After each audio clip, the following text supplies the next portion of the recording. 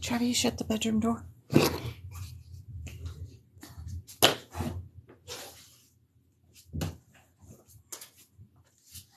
Now I know why James said his days went by. He just told me. He said some kid dropped him on the floor in the middle of the class and made him cry today. Did he tell the teacher? No. And I know who it is. Who? Jeremiah and that kid. Gracious. Too. Oh my goodness. Oh. Hey Courtney, how's it going? Let me tell everybody on Discord, I'm finally live. Lymphatic system is a pain in the butt. You know, you've got these lymph nodes. I found out the hard way. You've got lymphatic tissue all throughout your fingers. That's why they swell. And man, you mess up a finger, it's hard. You got to keep that swelling under control or you mess up your nerves and tendons forever.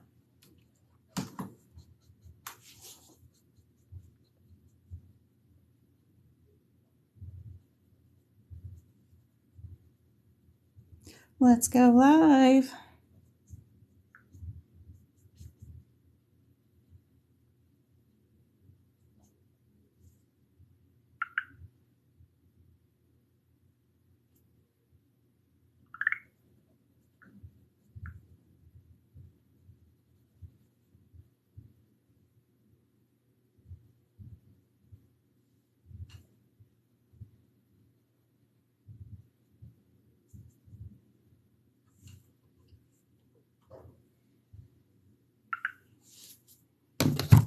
Hey Annie, how's it going? Yeah, I just was working on this today and I thought, I don't know what made me think of it. I was like, you know, I could do the orders right here on the pictures in the CPT book. Maybe that'll bring to life our Appendix L and make it more, because we don't see it very often because Appendix L is back in the back. Maybe it'll bring Appendix L to life, you know, if we have them labored in the pictures throughout cardiology. So now I'm going back through the pictures and doing that, putting in the parts where we enter in at, and then what order they would be going through. So I think it's pretty helpful. I like that last sentence that was, because some of our codes are just central, or they're in a different location. And to know whether you're central or not could also be an issue. Well, you know you're central if you're in the superior vena cava or the right atrium. So just knowing that right there is helpful to knowing whether you're center or not. For some of these CPT codes, that's the only difference, is this if we're center or not. So that's kind of cool. Putting things together to help us out. Yeah, I did post this picture on Discord today. So if you're not in our Discord, you're missing out on some cool stuff. It's so handy because if you've got any question about anything you're going over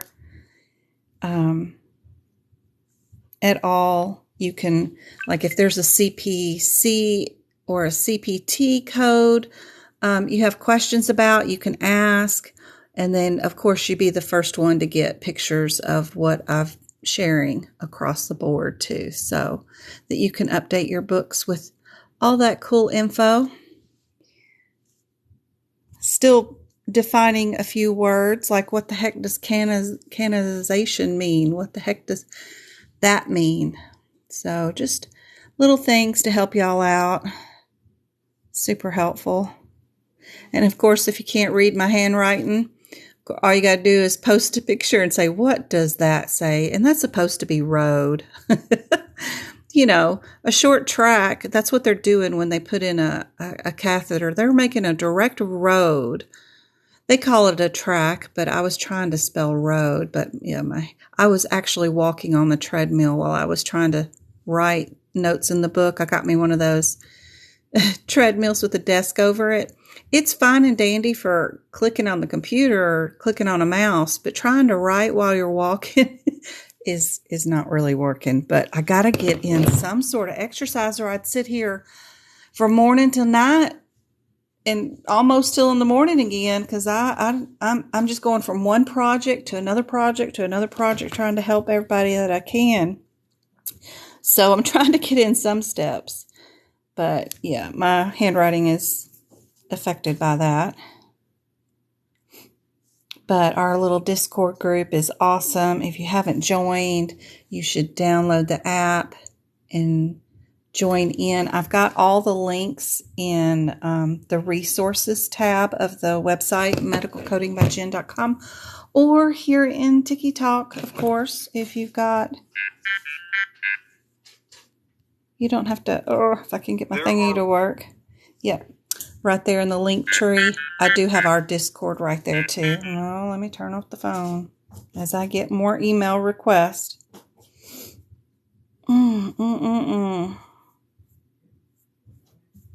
Tons of emails. Email. Oh, good. Some of it is just the kids. Teachers are emailing their list of stuff they have to do tonight, but sometimes it's tons of stuff. Somebody has joined our workshop meeting already a little early at 4:30 today. I don't know who did that, but somebody did. Joined our workshop Zoom meeting. Just so you know, if you do purchase the workshop, which is this Sunday, it's just $10, and it's going to be 3.5 hours of integumentary questions back and forth to see what you might run into on the exam and to prepare you for all those types of questions. Well, you'll get access to the Zoom link, but it won't be ready. Nobody will be there till Sunday at 2 o'clock. Hey, always. How's it going? I'm on page 309 of the 2022 CBT book. Just was something I was working on today, and it's something I saw, like, this is what they're talking about, is that Appendix L, and they have all these little pictures, and it's hard to put two and two together that this is what they're talking about when they go that second order, first order, beyond. I can move all that to the pictures inside cardiology so that Appendix L is not just all back there. You can actually see it on the pictures throughout cardiology. So I'm going to update my notes for that. For the workshop, you just go to medicalcodingbyjen.com. I think I did a TikToky about it today too. My touch screen is broken on my phone. That's so annoying. Okay. I'll just play this because that's, instead of saying it all over again. Oh yeah, nope, that's not it. This is it. Are you going to join me this Sunday for our integumentary workshop? We're going to practice coding necrosis tissue, shave biopsies, simple to complex excisions, flaps, adjacent tissue burns, and more. Come to Medical Coding by Jen. Go to booking.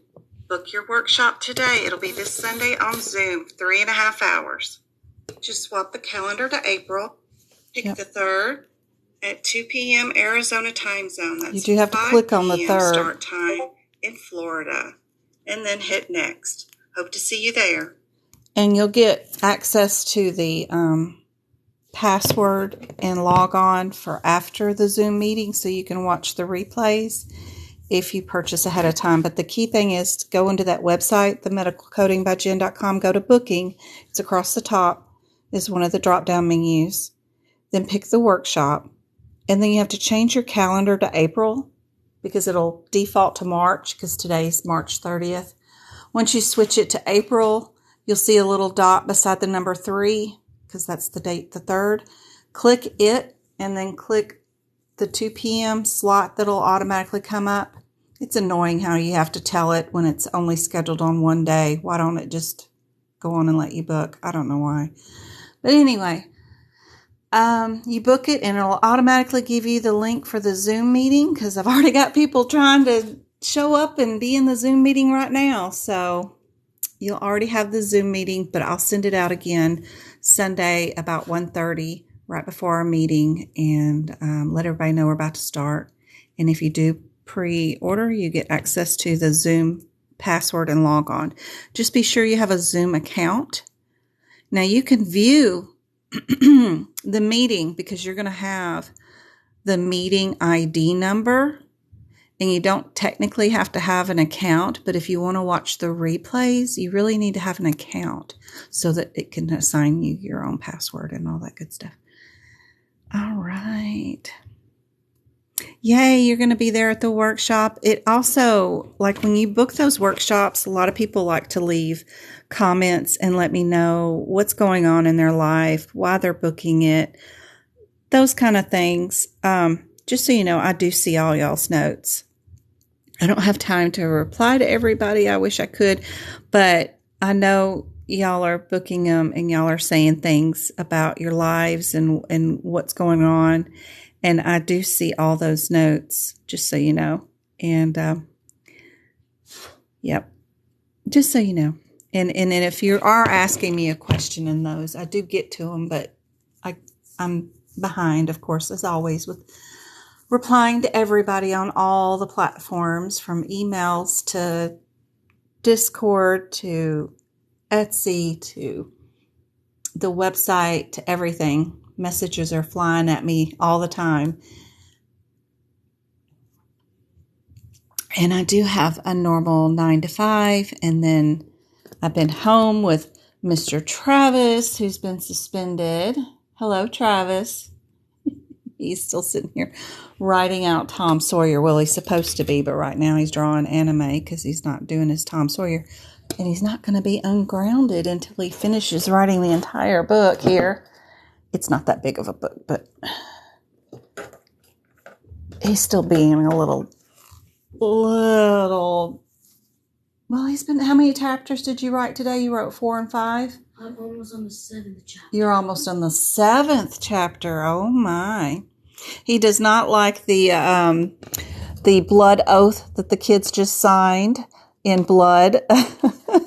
He's traumatized by some of the book, but I know, it's like, I know, no, you should be. You're at junior high level. That is an appropriate book for your level.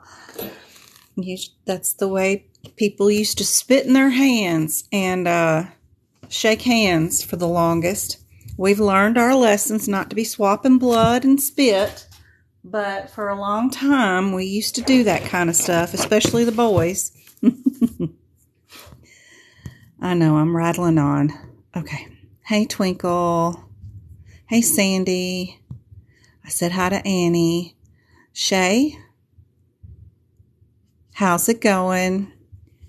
Is she the one that I need to reschedule? I know there was a Garcia that missed her tutoring this week, and I need to reschedule her. She asked me about Friday, and I haven't gotten back to her yet, so I'm not sure if that's you or not, but I noticed the last name. The lymphatic system is a booger.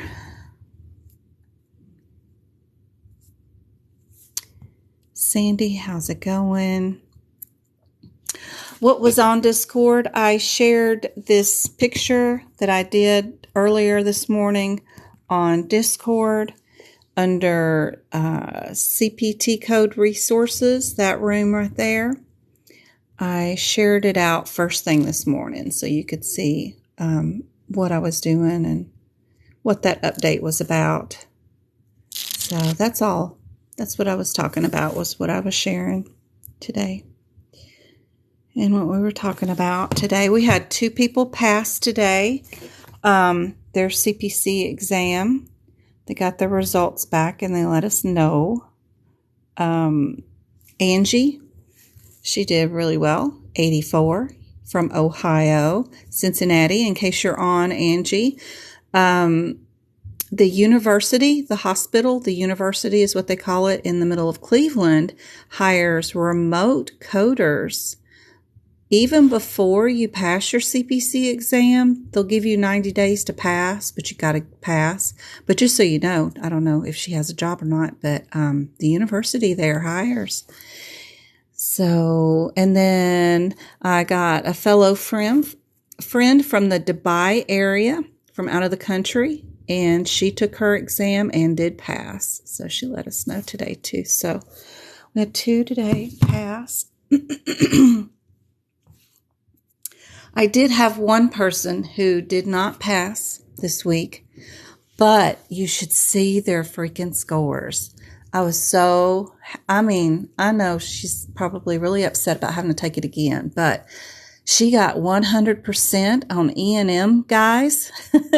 And I know that's from watching these lives and learning all the E&M. We just did those 2 E&M workshops and stuff. She really paid attention to me, and a 100 on her E&M. She got 3 100s, actually. Still missed it by a question or 2, but we've got a plan on what we're going to work on. And one of those areas, that's why I put that out today, was the hip picks. I haven't gone over those very much, but I've been putting them in that document of what's been on the exam the last 45 days that I have on Etsy. But I wanted to do something formal for it, and I've been working on it, and I finally finished it today. It's 43 pages of hip picks codes. I know we only have like 3 to 5 questions on hip picks for the CPC exam, but if you miss all of them, that can bring down your score. So I wanted to let everybody know actually what the codes were, what it looks like in your book, and what notes I have beside each code, just in case. The BSL ambulance and the ASL ambulances, and those differences between those two is one big one, which is in the notes. And then all the modifier differences on sections, and then some abbreviation add-ons I added too. We've been capturing all those, like JVD, what does that mean? And we've been writing it in the back of the book where the abbreviations go. So I did copies of all that too. And then my E&M modifiers. Neurology has some exclusions of modifiers you won't use. Lab has some modifiers that are specific for only lab. And then a copy of my 1-pager for the rest of the notes. And then a copy of what I've added to the cheat sheet on the front of the CPT book, of the ABN and other CLIA forms and stuff like that, modifiers. So it's 43 pages. I posted it up on my website just because Etsy won't hold. It's 24 megabytes, but Etsy won't hold anything larger than 20 megabytes, but my website will. So I just posted it on there. It's $15 for 43 pages. It's a good deal. So if y'all want it, it's under, what is that? Items for sale. Oh, it's in the shop. Yeah. So just so you know, that's one area. We haven't gone over a whole lot in the lives, and I'll work on finding some practice questions with hip picks in them specifically, and I'll do some lives on that. But in the meantime, I've got a list of every single one of them that's been reported back on the exam for 2022, so that you know what I know about them, and that way you can mark them and look at them in your book. But that 100 on E&M, I'm just in love seeing that over and over again. I bet E&M has not been done so well in so long, and I think hopefully I had a little influence on that. Hey Twinkle, hey Rose, always, and Annie, yep. And then Mary, Luna, Mary. I met Luna Lovegood, by the way, and I got her autograph, and I met her dad in Harry Potter, who was also the lizard dude in Spider-Man, in case you didn't know that. And I met him at the Spider-Man's red carpet. I got invited. I was just out on the sidewalk with some friends, and they invited us to sit in the stands at the red carpet movie premiere. Next to a donut shop or something. I don't know. But they were also presenting some sort of soccer World Cup, but also doing the movie premiere for Spider-Man. And I got to see Spider-Man come swooping down. And stop flexing. I know. It was so much fun. But I got to meet Luna's dad and get his autograph there too. So that was awesome. Anyway, every time I think of Luna, I think of her and her dad. He's just the actor who plays her dad, but still, it was neat that I got to meet him, especially since he's from England. They don't come over very often. They don't come here very often. No, it's not you, Garcia. Okay. It's one of them. I've got so much stuff going on in my head. Things I got to do and finish and fix. Let's see. Marb. Jen, I just signed into your website to book the Zoom meeting. Where should I go next? Yep. Let's see. Let's go.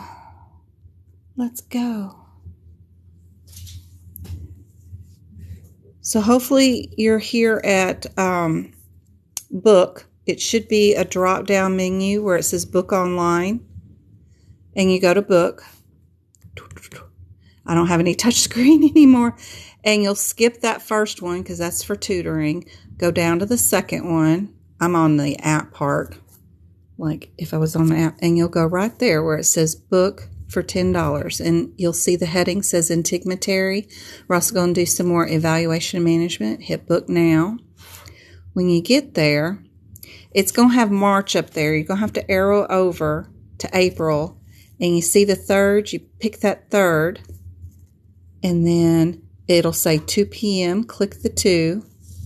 And then it'll give you a summary. Yep, 3 hours at least. I usually go over, like on these TikToks, but 3.5 hours of me going from question to question, all on integumentary, from burns, adjacent tissue, Mohs, procedures, you name it. You're going to see those questions, and I'll tell you how to attack them on the CPC exam. You'll hit next, and it'll probably, I don't know if my touchscreen, there we go. Fill in your details. Be sure I have a good email address so you get the link for the Zoom right there. I'm not tracking or keeping none of your stuff. You can put in a fake phone number. I don't care, but I just need the email to be good because that way I can send you your password and log on for the replays. Everything else can be fake. and then that's it. Just hit that's it. And there's no tax or nothing involved, I don't think. Anyway, that's where you go. Yep, kudos Angie and our Dubai lady. They're not allowed to make very many notes, I don't believe, in their books, or they're given books different in Dubai and other countries, which is very interesting. But the process of elimination and looking for coding irregularities is what saved her. She was so happy about that.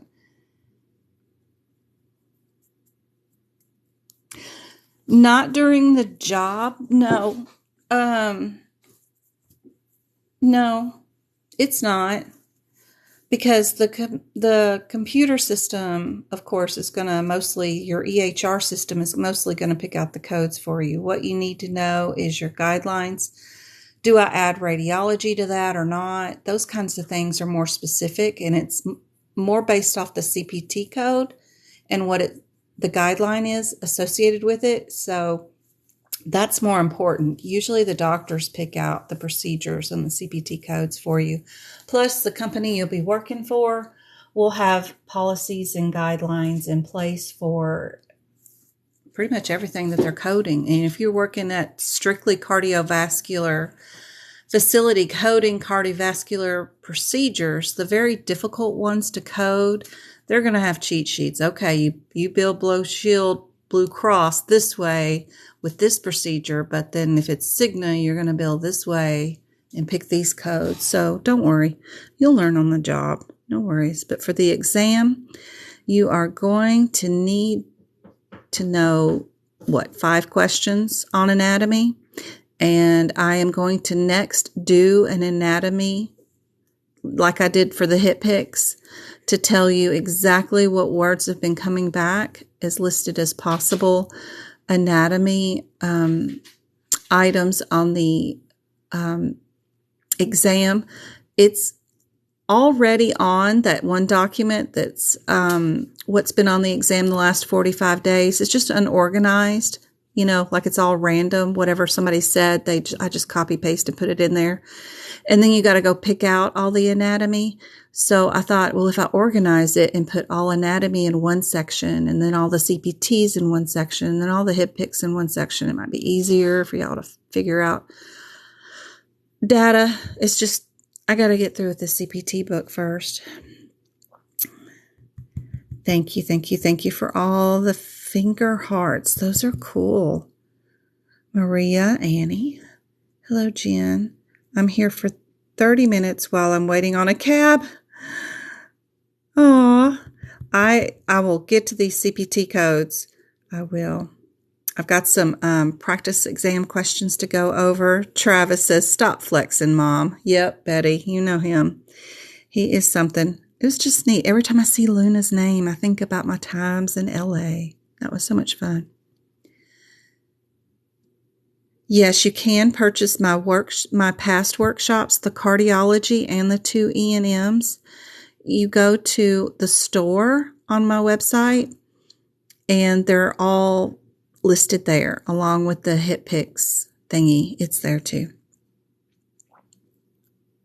I have no idea about paying through PayPal or what. I don't know what payment systems I'm accepting. I have no idea. I'm sorry. I'm a terrible website owner. I clicked everything. Just take it all, whatever. I don't know. You have to see on the site and see if it does. I'm sorry. I wished I knew. medicalcodingbyjen.com. It's just me. Medical Coding by Jen. That's it.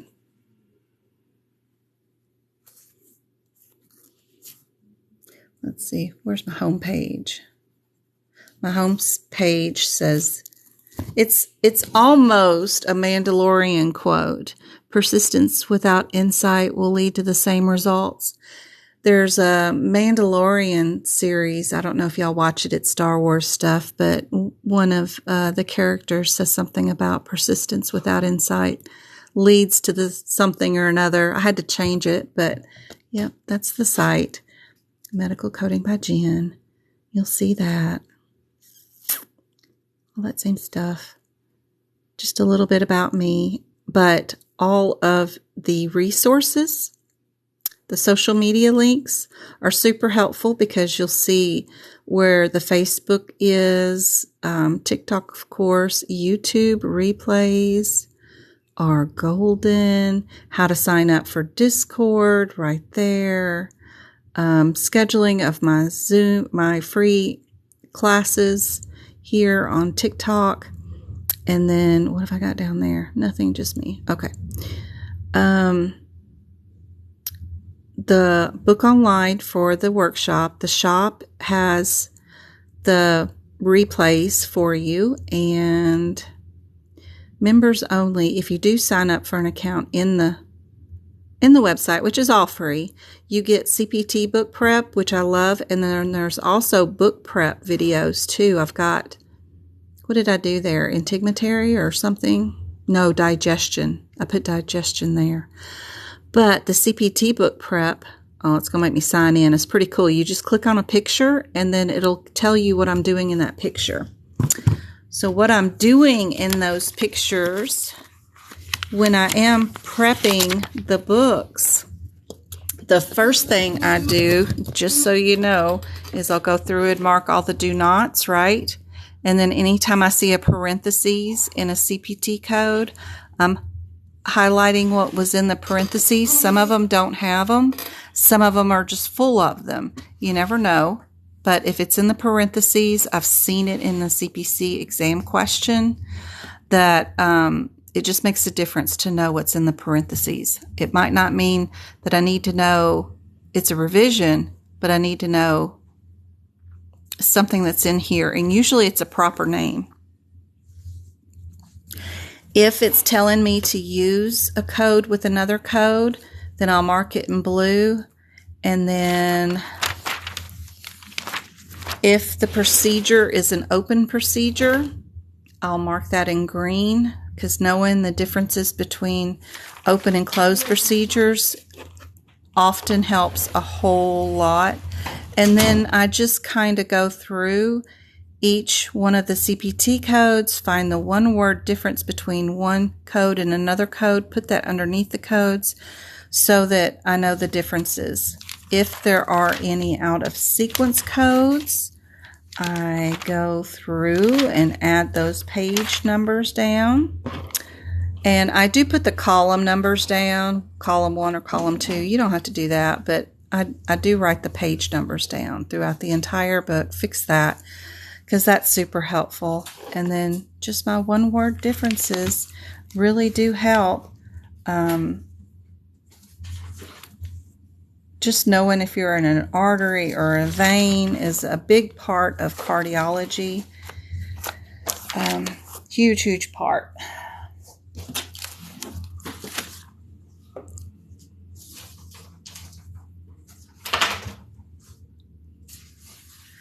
You want to tutor with me, Katie? Tutoring got kind of crazy in March. There were so many people taking their exam, and I have been tutoring 3 or 4 people every day for 7 days a week. So I kind of shut it all down until and only opened 1 day a week. But still, I still have people booked I don't know how I did that, but I got people booked every day. It's just crazy. But it should be calming down now. Like tomorrow, who have I got? I got Miss Edwards tomorrow, I bet. So I'm doing her twice a week for months. What's today? Today is the 30th, so tomorrow's the 31st. Yep, I only have one scheduled tomorrow and one scheduled Friday, and then our workshop on Sunday. So it has calmed down some, but I still have my schedule blocked. But that's just because it got crazy. I need to open it up right now. Right now, I only have Tuesdays open for just like 1 hour. It's just because I got overwhelmed with so many. But yeah, I need to open that sucker back up, don't I? Speaking of that, while I'm on here, we're going to open that up to, well, I can only do, like, the boys leave at 8:15. So if my touch screen does not work, that drives me nuts. I'm trying to get it on to 30, but anyway, I can start at 8:30. I really want to stop, like, because James comes out. Yep. I'd have stopped it at 11 p.m. That's not right. A.m. So I can do 8:30 to 11:30. Yep. And then I could do Thursdays. I'd rather do 8. It's going to have to be 15 because the boys don't leave till then. And then grab a tea. Can I get it on to 8:30? Probably not. Okay, that's close as I can get. And then no, I don't want to do till 6:30. We'll do till noon. Nope, wrong one. Y'all watching me do all this boring stuff, but if I don't do it while I'm thinking about it, then it's just not going to get done because there's so much to get done. What?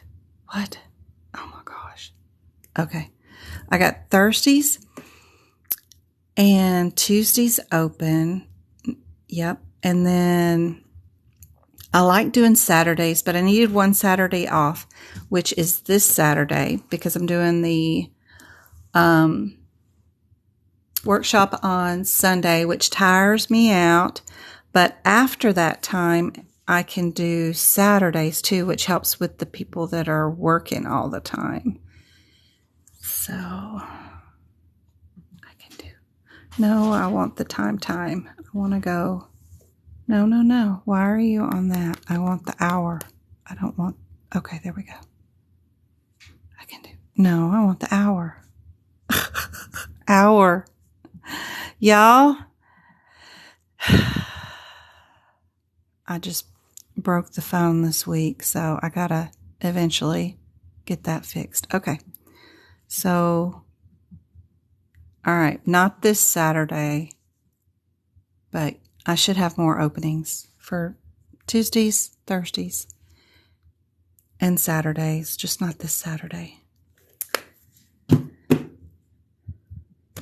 So I got to prepare for that integumentary thing. Got that done. There you go.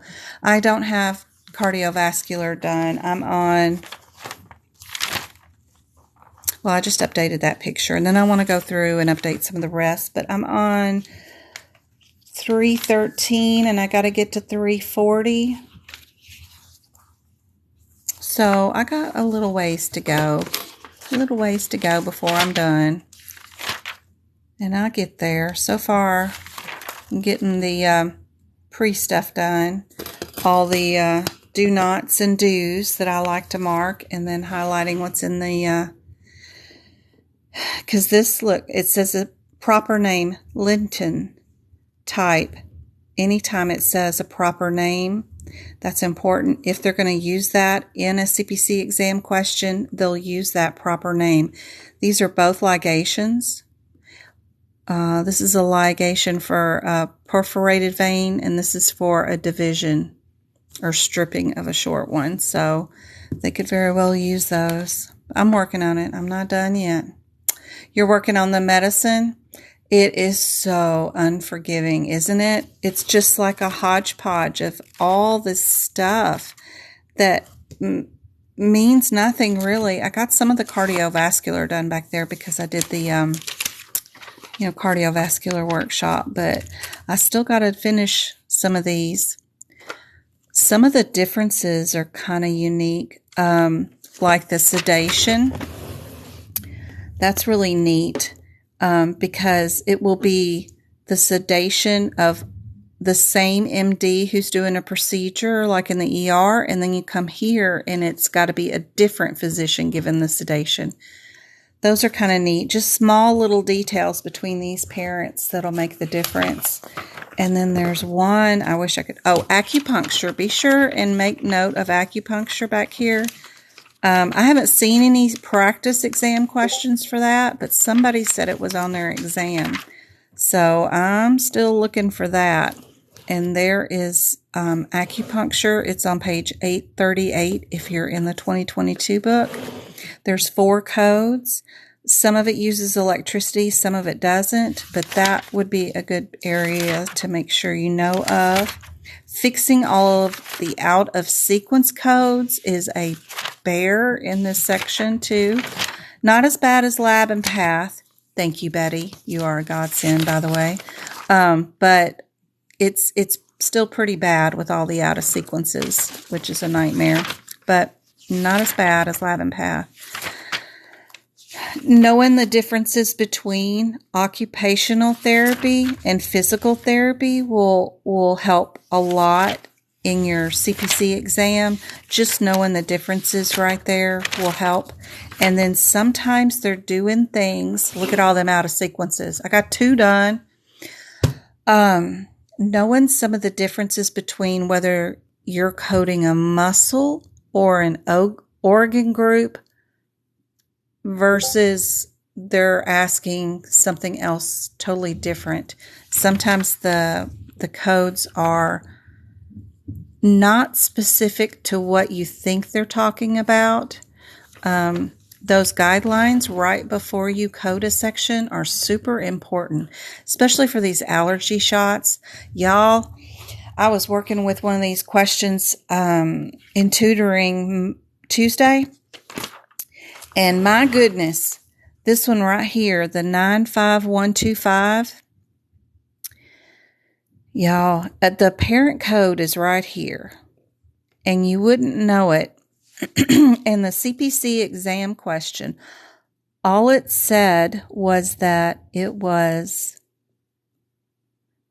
a difference between allergen and one other word. I can't remember what it was. There was another word. Anyway, this one is a parent code, but if you look above it, it doesn't say anything. But if you look below it, the 30, the child code underneath it, it's also insect and venom. This one is the one for food allergy, but it doesn't say it's for food allergy. And the codes that are right underneath it are for venoms. And then the other parent code over here for allergy injections is also for venoms. So the only one that is for food allergies like peanuts is this one, but it's not noted anywhere. And I couldn't even find it in the guidelines right before you code it. But I'm still looking to make sure I got good notes. I've already been talking for 40 minutes. My goodness, Twinkle, what would I do without you? Okay. We are going to go. I wanted to discuss this E&M question because, you know, I like the process of elimination. And I've been teaching y'all about a few things in E&M, like on page 59, where there's this list of items that you can code with critical care services for peds patients. And then I bet I've said or used this question probably 100 times in tutoring and on the lives a couple of times. And I didn't realize it today until I looked at it again, is that I'm missing something very obvious that I could have told y'all right off the bat that would have even made this question even easier. So that's why I'm looking at page 59 right now today. Thank y'all for the shares and the likes and the loves. I keep forgetting to tell y'all that. I really appreciate it. That's so sweet.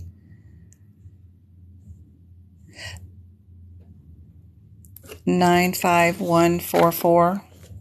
For this particular question, the only CPT options we had was in that section. You may be very well right about your 95144.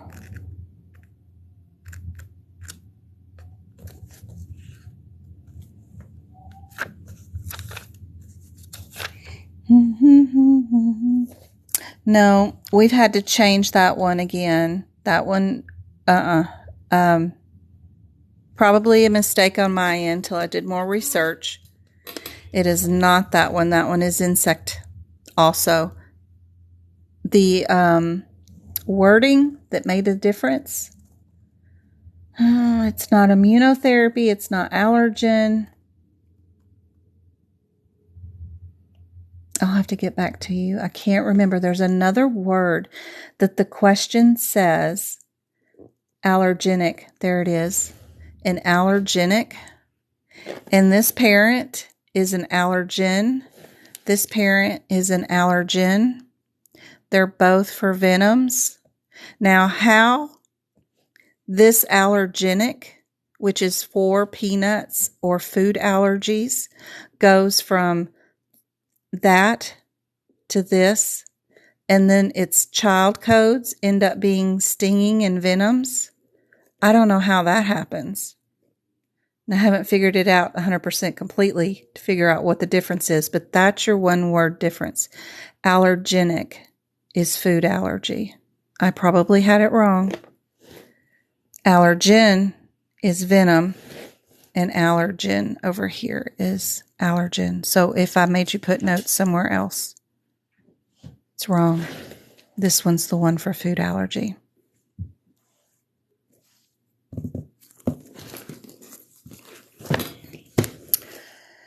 Oh, Lord have mercy. But I know I've only talked about those codes one time so far on a live, so hopefully not too many was watching me. Anyway, back to this one. I wanted to talk about the E&M situation with these codes because we've got this question. It comes up on the CPC exam quite a bit about the mother's obstetrician requested a neonatologist to come attend the child's birth. So you know there's going to be a birthing room attendant.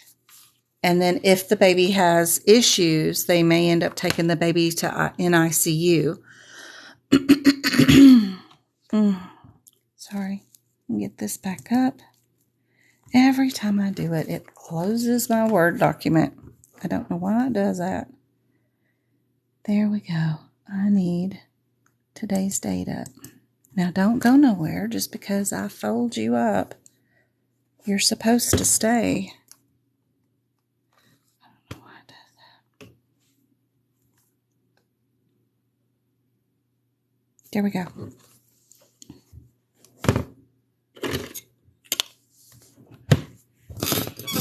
All right. So this question right here about the mother's obstetrician, and I've told y'all about those codes we can add to critical care,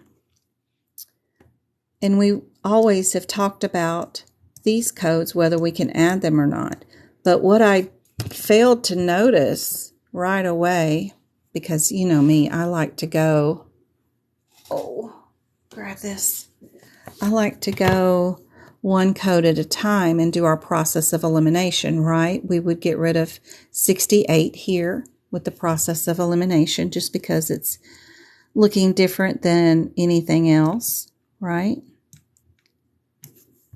And we keep all the 35s, and then I would go here and see what is similar. And we've got the 2 8s that are similar because we've already got rid of the 4, right?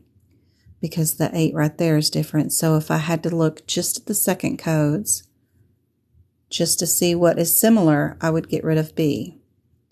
The other thing I should have thought about is that modifier, because, and I could have thought about it from the very beginning without even doing process of elimination. What are those 2 codes, the 5 and the 8? They're both E&M codes. They're both 2 evaluation and management codes. 2 of them, like for 2 office visits. Just in general, I'm just talking in general. But they're just 2 completely different evaluations. The pediatrician had, or the neonatologist had to do an evaluation of a critical care baby that just came out of mama and was blue. Then the doctor has to take the baby to NICU and do another full assessment now that they've got them breathing and got an IV in, and they're upstairs usually in NICU in a warmer waiting for more orders. The doctor will do another evaluation and management. What modifier do you need if you're going to do 2 office visits in the same day? It would have made this a whole lot easier. Hey, Auntie. I'm so happy to see her too. I saw her talk on my TikTok today. I was like giddy, going, yay. There's my sugar beans. Antigens. Thank you, Sandra, for the roses. Yeah, that 25. Even if you didn't know anything about what these codes are and what's going on, what's the only answer with the proper modifier if you are doing 2 evaluation and management codes, which we are? We're in the 99465 and 99468. Every single one of our answers has 2 evaluation and management codes in it. We know better. We know our guideline. If you're going to have 2 office visits in the same day with the same provider, you got to have a modifier, and they got it screaming right at us what our answer is without even trying to go match these things to see if those are the proper things that we can code with babies, which is our umbilical venous and our endotracheal. So sometimes I miss the boulder for looking at the tiny rocks, as they used to say in the South. Oh my gosh, you crane. Ever since I moved it, it ain't happy.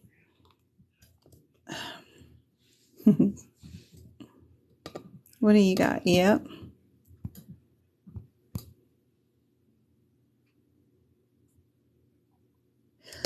Well, if you're requesting another specialist, that's another physician. I'm talking same doctor, 2 office visits for that day. Yep, another physician has his own billing. He's going to do all by himself, which ain't got nothing to do with nobody else but that physician. I'm just putting more Play-Doh on my crane. Seeing if I can get it to be still and quit going around. Quit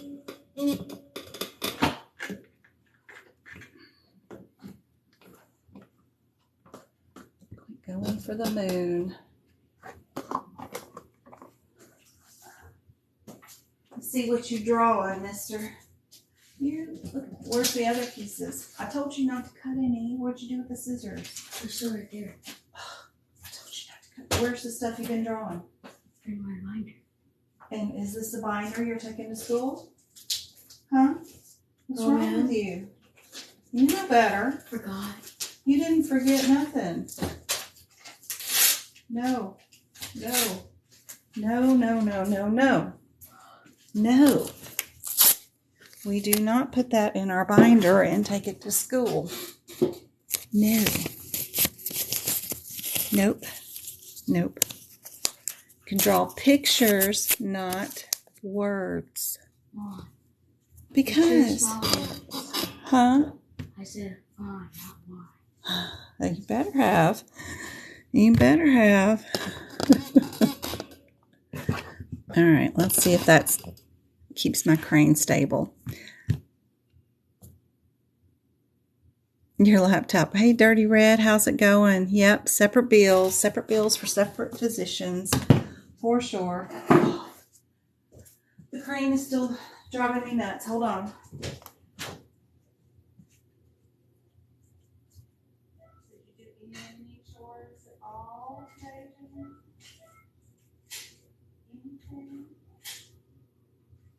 There's a washcloth right there to put away your clothes you washed last night. Are they still all up in your basket? I had to go in there and ruin the other child's life for a second. I don't think he's done any chores today since he got home.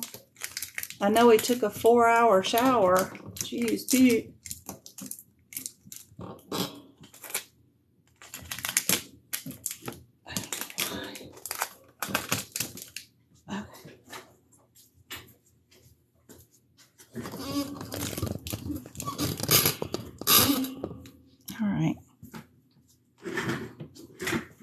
So sometimes when you're in the exam and we get so hyper-focused at the coding details of the routes or what can go with another code or not, sometimes the answer is just freaking right there in front of us. The answer, of course, was D. It's the only one with the proper modifier. And I'm always trying not to look at the modifiers or anything that comes after the first code. So I'm all hyper-focused on the first thing, but it really could save you some time right there when the only answer is just one. A lot of times they have the same modifier on every single question, and it doesn't help. But every once in a while, you might win a lotto and see a question like that in E&M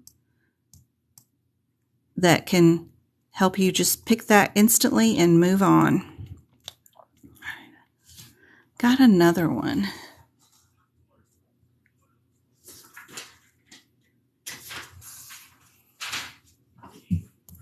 Let's see, Dirty. Who was it that said that? Oh, the consult with another physician we would not utilize the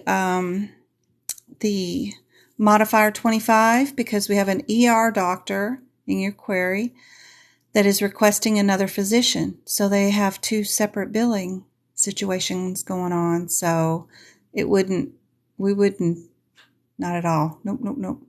Would not work with that situation at all. Yep. And they're not even going to get a consult either. They would just get a new patient visit because the patient or the responsible party is requesting a specialist. So they wouldn't even get a consult code. Yep. Nothing fancy there.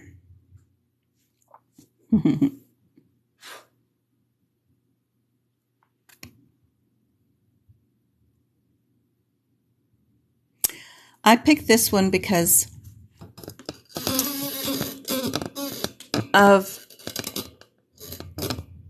the amount of procedures being done can help us pick which codes we could evaluate. Of course, I love the process of elimination, and we would keep the 276s, but also if by chance you're not liking the process of elimination, you can go in here and you can pick out how many procedures you're doing.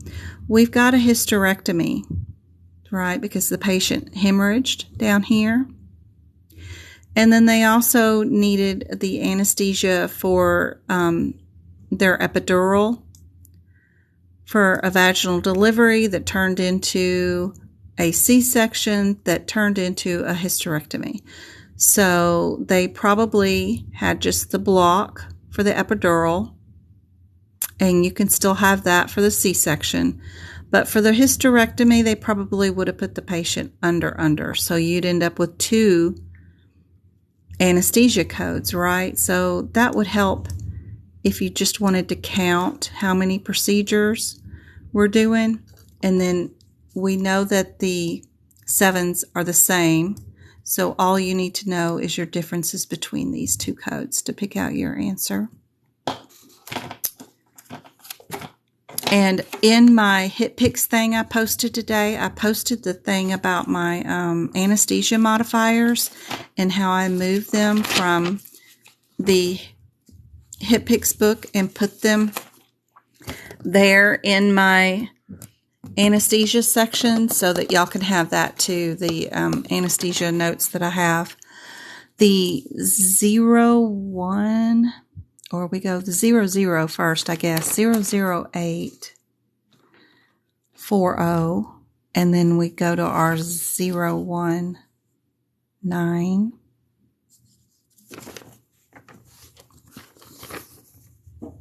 69. What's our one-word differences between these codes?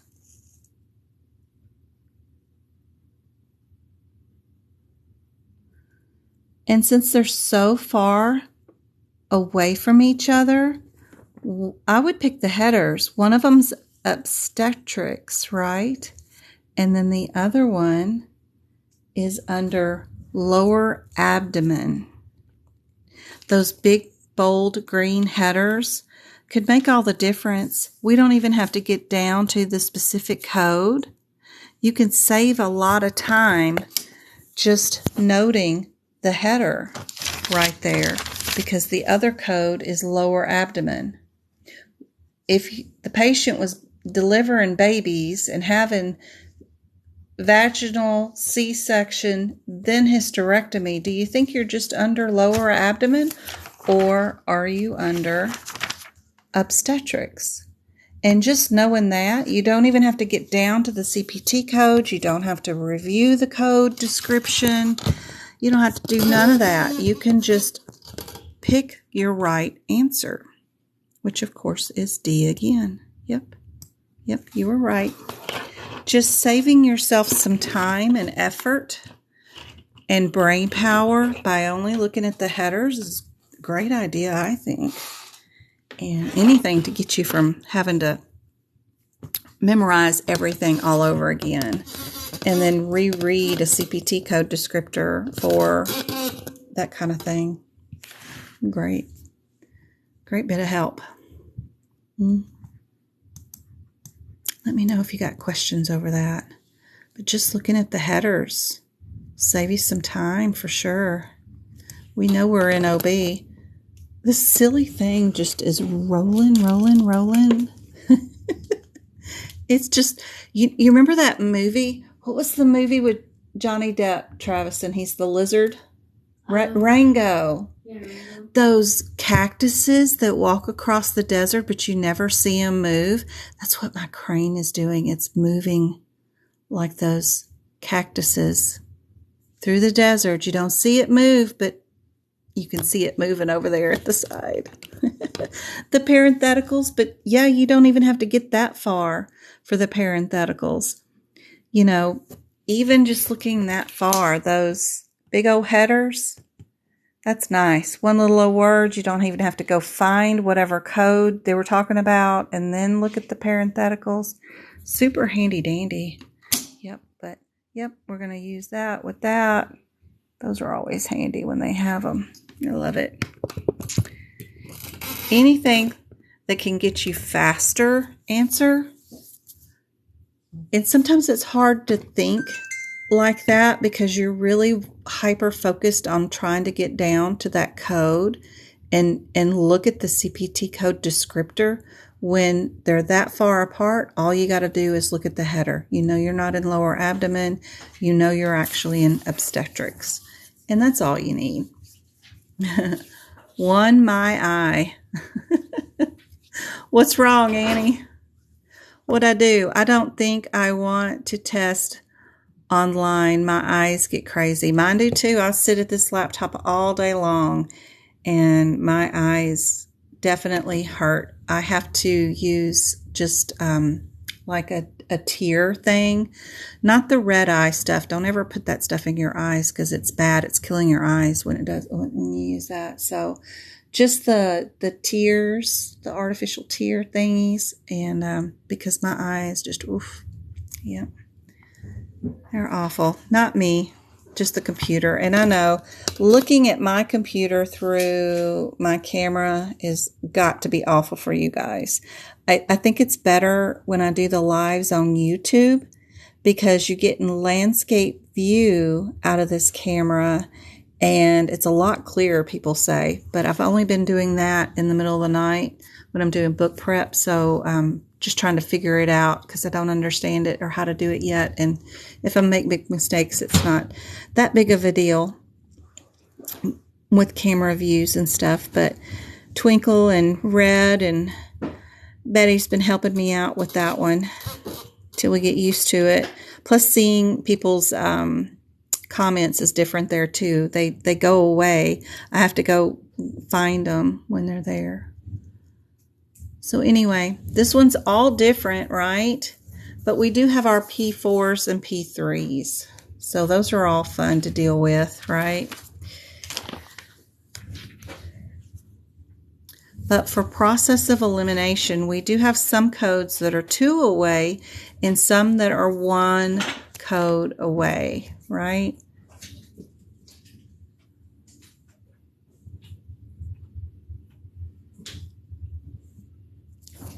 Yep, eliminate A and B. They're all super close. They're all in the same areas. And we are dealing with the cabbage, so that ought to tell you. Hopefully you've got only the 2 cabbages codes listed, right? Because we know, if you've been following me, my notes say that 00566 and 67 are noted to be your cabbages, right? Even the CPT code descriptors say that they're for direct coronary artery bypass with grafting. The other ones are just usually outside, around the heart, pericardial, or surgeries about the vessels of the heart sometimes, but not actual direct coronary bypass. So this is the one where they're calling the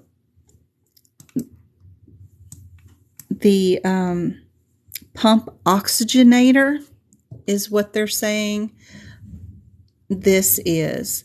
Sometimes AAPC gets creative in thinking of AKA terms, where they don't want to say that they're doing a pump oxygenator, but they're doing a cell saver.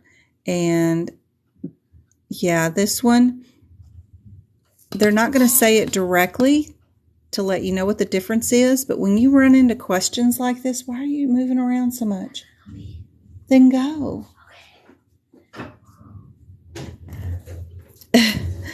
When you run into questions like this, it's always best to just go write those AKA terms down right beside the code. That way you'll know it the next time you see those questions for sure. Yep. That's our cell saver.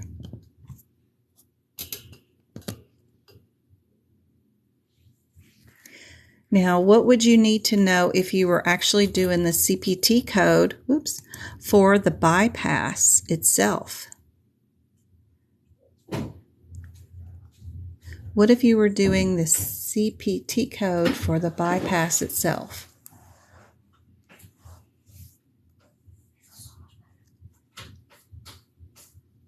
Just knowing that you're in the veins or the arteries is half the battle. Your cabbages are split up between veins and arteries, or both, or the combo of doing both. So just knowing those differences will keep you in the right area under cabbages. And then all you have to do is know how many grafts you're doing. This one's doing 3 grafts. So I would go to the veins, go down to the one that says 3, and that's your CPT code. Yep, got to know your venous or arterial. Are you? Yep. Veins or arteries. And all the combo codes of doing them both are all add-on codes, so they can never be the first. So you're always going to start off vein or artery. But if there is a combo, it'll end up being 2 codes, and it'll end up being the combo code is the secondary code. Anyway, that's highfalutin knowledge right there.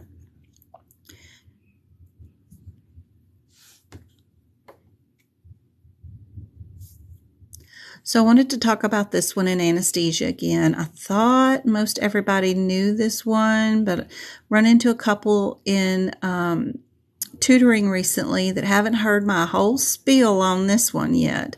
So I want to make sure everybody knows it. We have on page 77, if you're in the 2022 book, qualifying circumstances. There's this guideline that goes along with anesthesia before you code it. Look at my crane. It's inching by. No, stop it. So this qualifying circumstances guideline lets us know that if we have patients who are younger than 1 year old or older than 70. You got your books today? Oh boy, you get started, Marissa. Hey MK, how's it going? That we are to add this add-on code. And what I did was I went on and wrote it at the top of my pages so that I'd know it at the codes once I'm coding. If they're less than 1 year old or older than 70, we need to add the 99100, because putting someone to sleep that's younger than a year old or anyone who's over 70, even if it's just to do some stitches, they run a higher risk and they need special monitoring because they're so young or so fragile.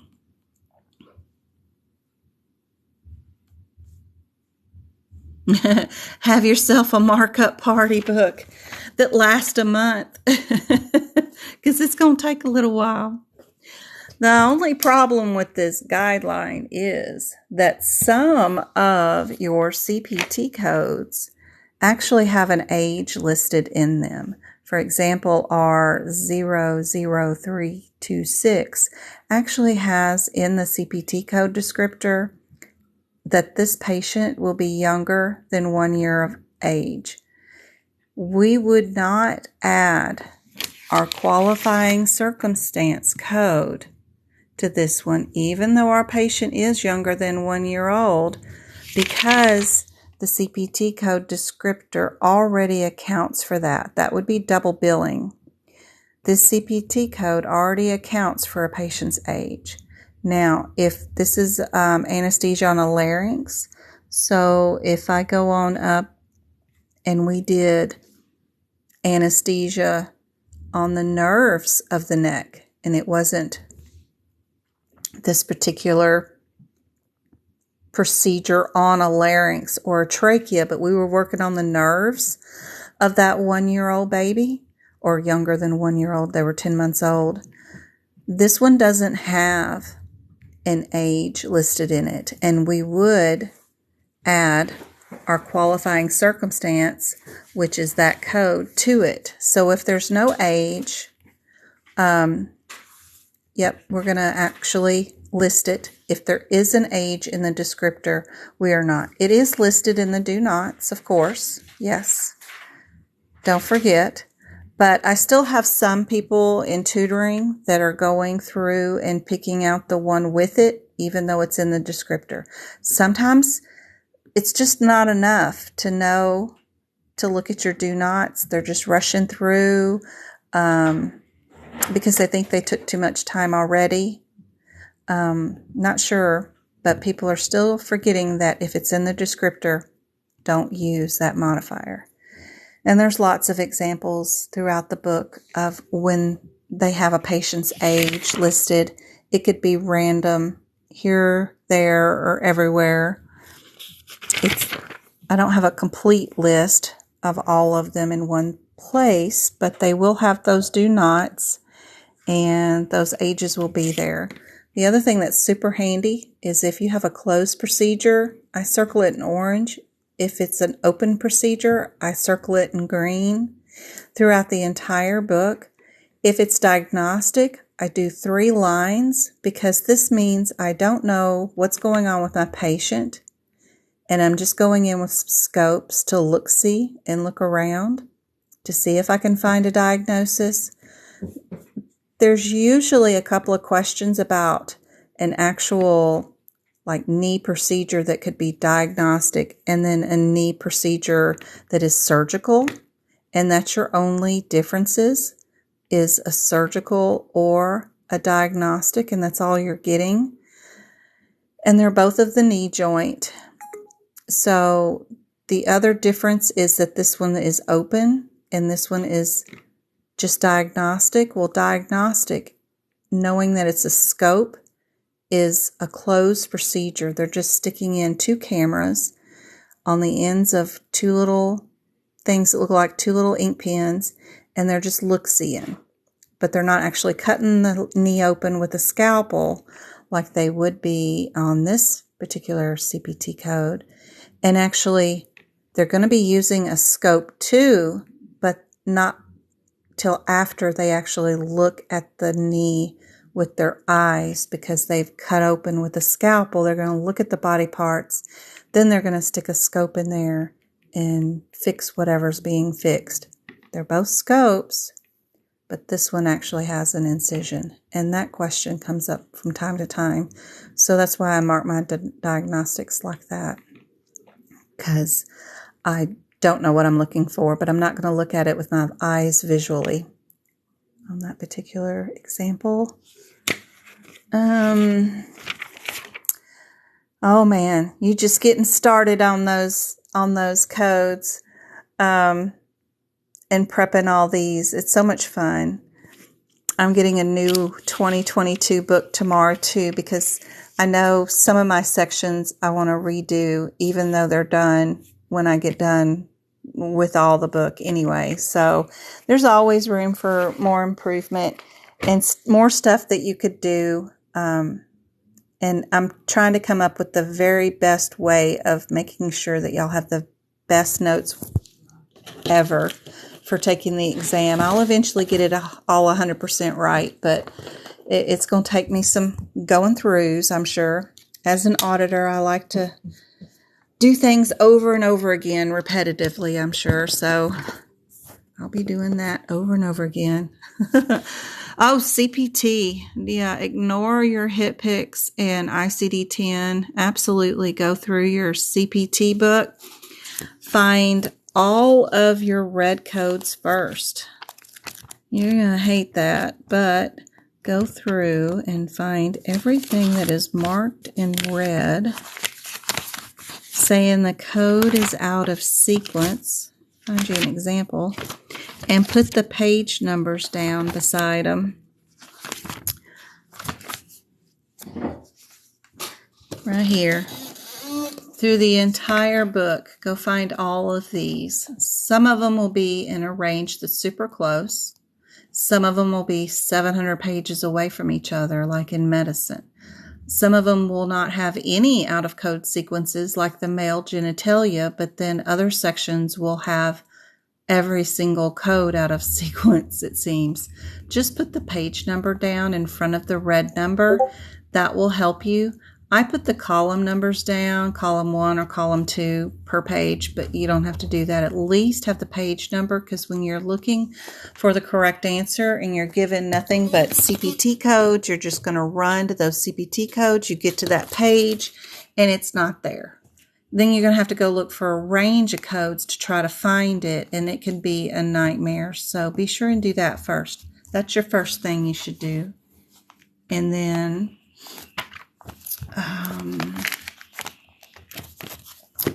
like in cardiology, what I've got prepped here is I go through with the red pen and mark all your do nots so they light up for you.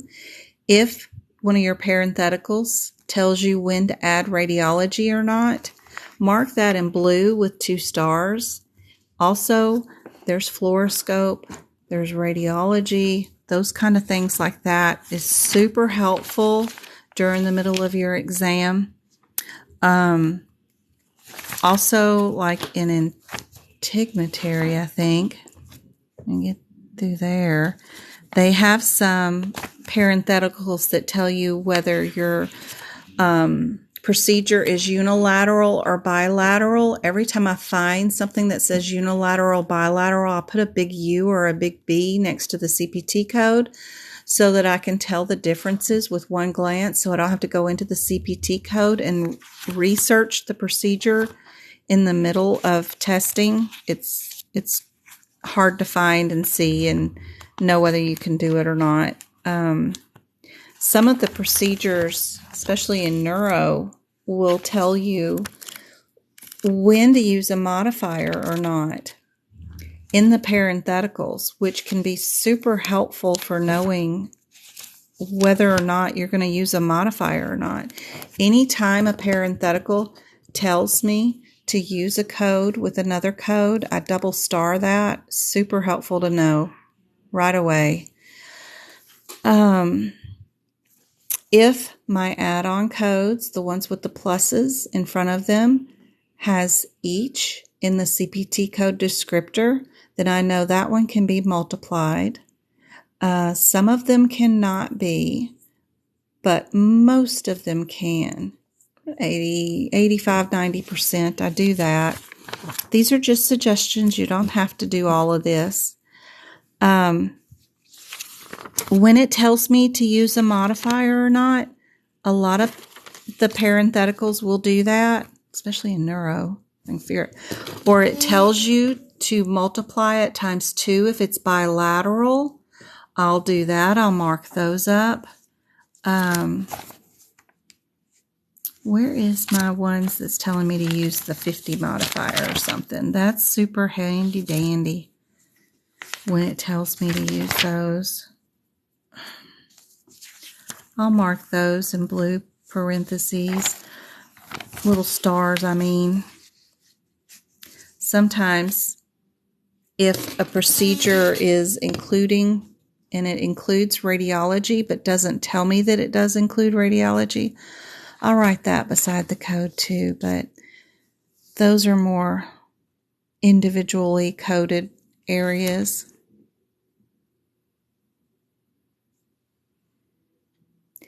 You do need all 3 books for the exam. it's kind of, I mean, you're only going to use the ICD-10 book for 5 questions. Same thing for your HipPix book. The rest of it is all going to be right here in your CPT book. You can get prior year books for the ICD-10 and HipPix. I think that's just fine, just to save money, because you could get those used for like $30 instead of buying them new. And just write in any info that you might need that had been updated from one year to another. If a parenthetical tells me when to use a modifier, it gets 2 blue stars too, so that I'm only paying attention to my blue stars and my red stars when I'm taking the exam. The green ones is just an FYI.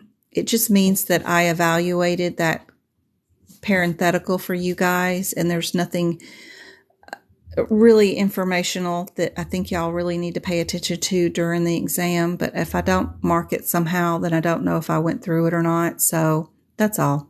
The reds and blues are the most important. I also go through for every CPT code, if the CPT code, not everyone will have it, has a parentheses. That's your key word. That's what might appear in the CPC exam question. To note the differences between these. Some of them, this one in particular, is on the CPC exam, and it is one of their questions. They only said that they did a craniotomy and they did this procedure. And that's all we got. And that was in this parentheses. So I started marking all of them that have it in yellow. That's where my yellow highlight goes. Some of them don't have any parentheses at all, so I just leave those blank. And then just mark my differences. This is subtemporal, where this one is subocular, right? So that one difference is the one word that will make a difference between you picking the right answer or the wrong answer, is just making sure you're in the temporal area or behind the eyeball. And that's super helpful. But first of all, go fix all those out of sequence codes. My book, like if I go to, I'm not through with cardiology right now. So my first pass through, I just mark all my do nots and then my do's, or radiology. And then I highlight what's in the parentheses. I like highlighting, yes, even the S's, just so I know it's a plural procedure and it's not singular procedure, that it actually takes care of multiple of whatever they're dealing with. I like to note that, but you don't have to. Things like that word, volume, that's in that parentheses, is what they'll probably use in the CPC exam.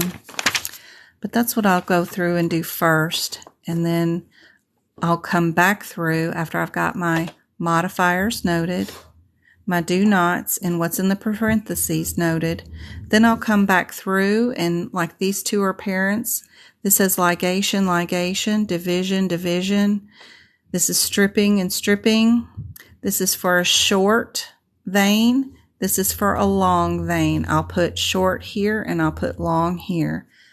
That's what you need for the exam, is that right there. That will get you through knowing how to code these, because you can grab that one word during your exam after you've evaluated which codes you want to keep, and then you can just grab your short word. If you find it, you know you're coding that one. If you don't find short, you find long, you're going to code that one, right? Just moving that is super helpful. That way your eye is already on the 18 because you're at a question that's told you to go to that number, and then you go to that number, and to keep from having to waste time to go that way, I just put it right underneath it so that it's all in the same way. I'm just saving eye traffic, I guess. I don't know if that's really helpful or not, but I think it is. I think every little second helps, especially when the exam was so long, 150 questions. That was a nightmare to get through in 6 hours. It was awful. So I'm really glad that they switched it to If you take it online, it's 50 questions for 2 hours, and then another session and 50 questions in 2 hours the next time. I think that's lovely. Or you get the 4 hours in person. But if you have your book like this with the out of code sequences done, you're not going to have a whole bunch. Like I make a whole bunch of notes. You know, it gets crazy, but you'll have just what you need to search your questions for, and you'll be more efficient at picking out which ones, instead of having to read all of this during the middle of the CPC exam and then trying to think in between people coughing and you staring at the clock or nervous as all get out, and try to process what the differences are on these codes. If you do it ahead of time, it'll help. Let me get to another question. Cardiology is killing my soul. Yeah, y'all are answering the questions way better than I am.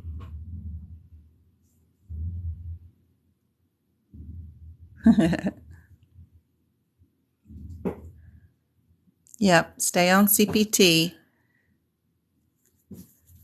Miss Lily. Yep. Yep.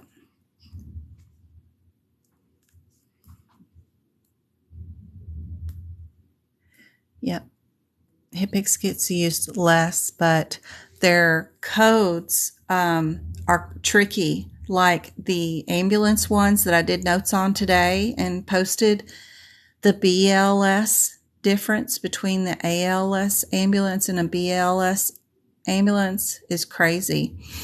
It's just crazy what the differences are, and how do they know to send one versus the other? I just wonder. It's really interesting. All right. I picked this other question because we're in radiology. 37780 gets, bilateral. Yep, see, right there, I got it marked. Don't worry, I got it marked. Sometimes the parenthetical will be on the next page over. It'll be separated from its code, and you need to move those to underneath the code, so that kind of stuff. Yeah, the QM and QN is all confusing. Yep, I put that in my notes today for the HIPICs. It gets a little crazy. So I picked this question because we're in radiology, right? We're in the 7,000s. We know we're in the 7,000s.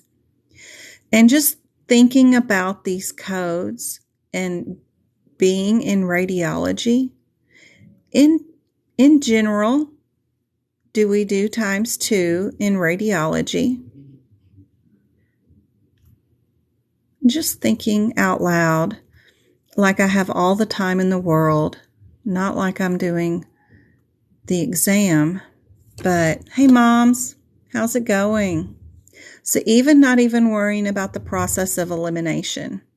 I'm trying to attack these questions a little different than, I know y'all really like the process of elimination. Some people don't like it and never will.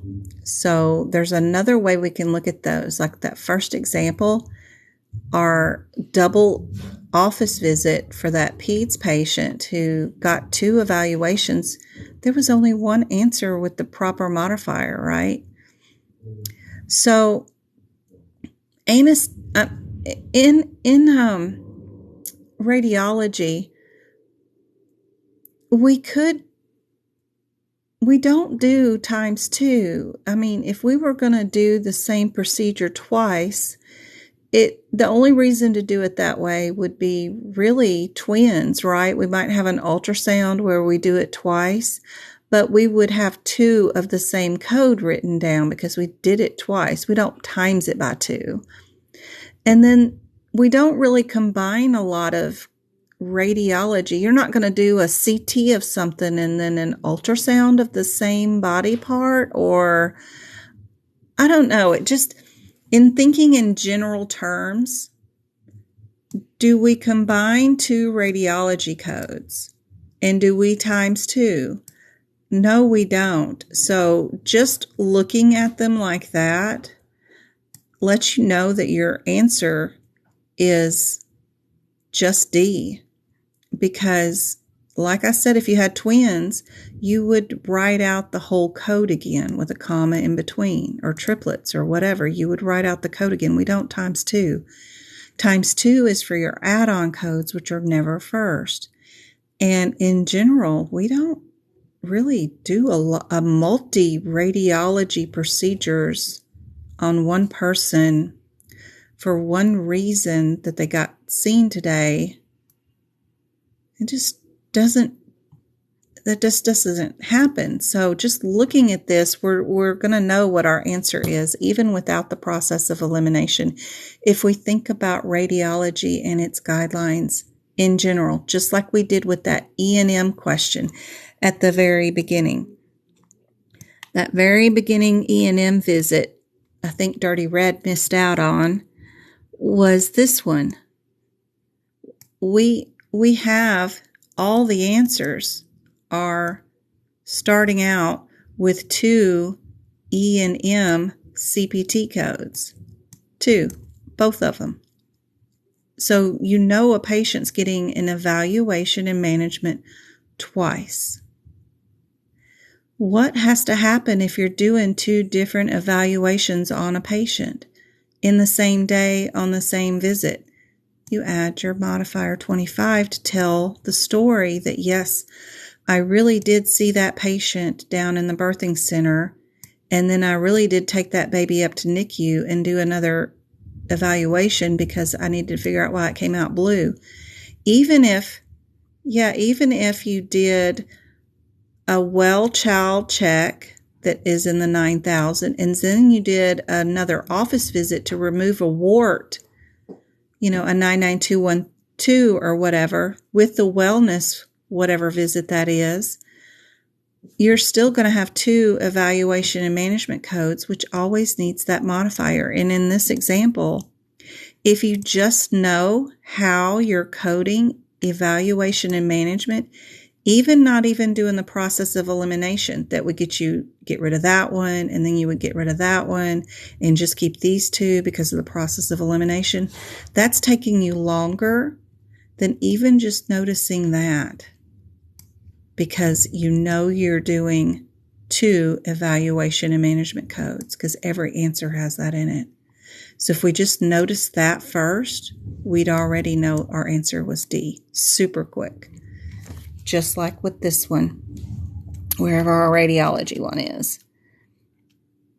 Yep. Nope. This one.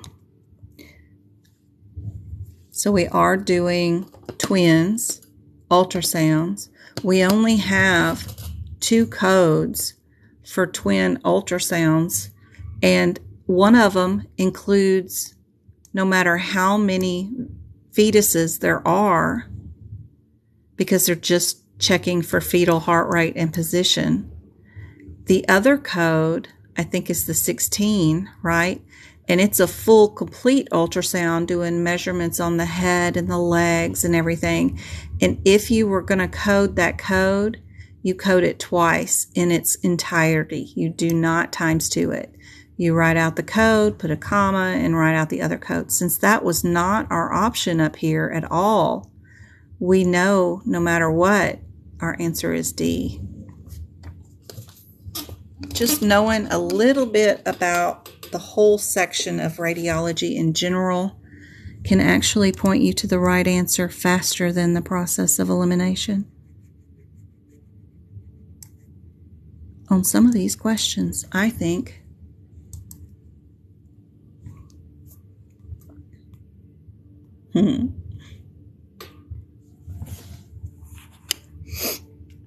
All right, anatomy time, rapid fire. Some people are slacking on the anatomy part of the exam, which is probably my fault for not going over enough of what is in anatomy on the CPC exam, because I assume everybody knows what's already on the exam based off what people have been reporting, because they have that document that I email out to them if they purchased it. But then again, some of y'all may not purchase it, which is perfectly fine, but I need to go over the stuff that's on it better, for sure. So phalanges, sesamoid glands, things like that have been popping up on the exam all the time. And if I was doing process of elimination on this one too, I would keep the 2 M's and then just try to pick out which one is here, and would probably end up getting it wrong. So I want to make sure everybody knows. We got the MM crew going on.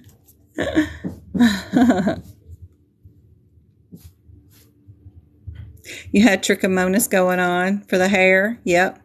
We've got that word has come up so many times on the exam recently. Is it THRIC or is it, yeah, no, it's TRICH. TRICH is one that is just always coming up on the CPC exam. If you don't know what that prefix means, be sure and look it up.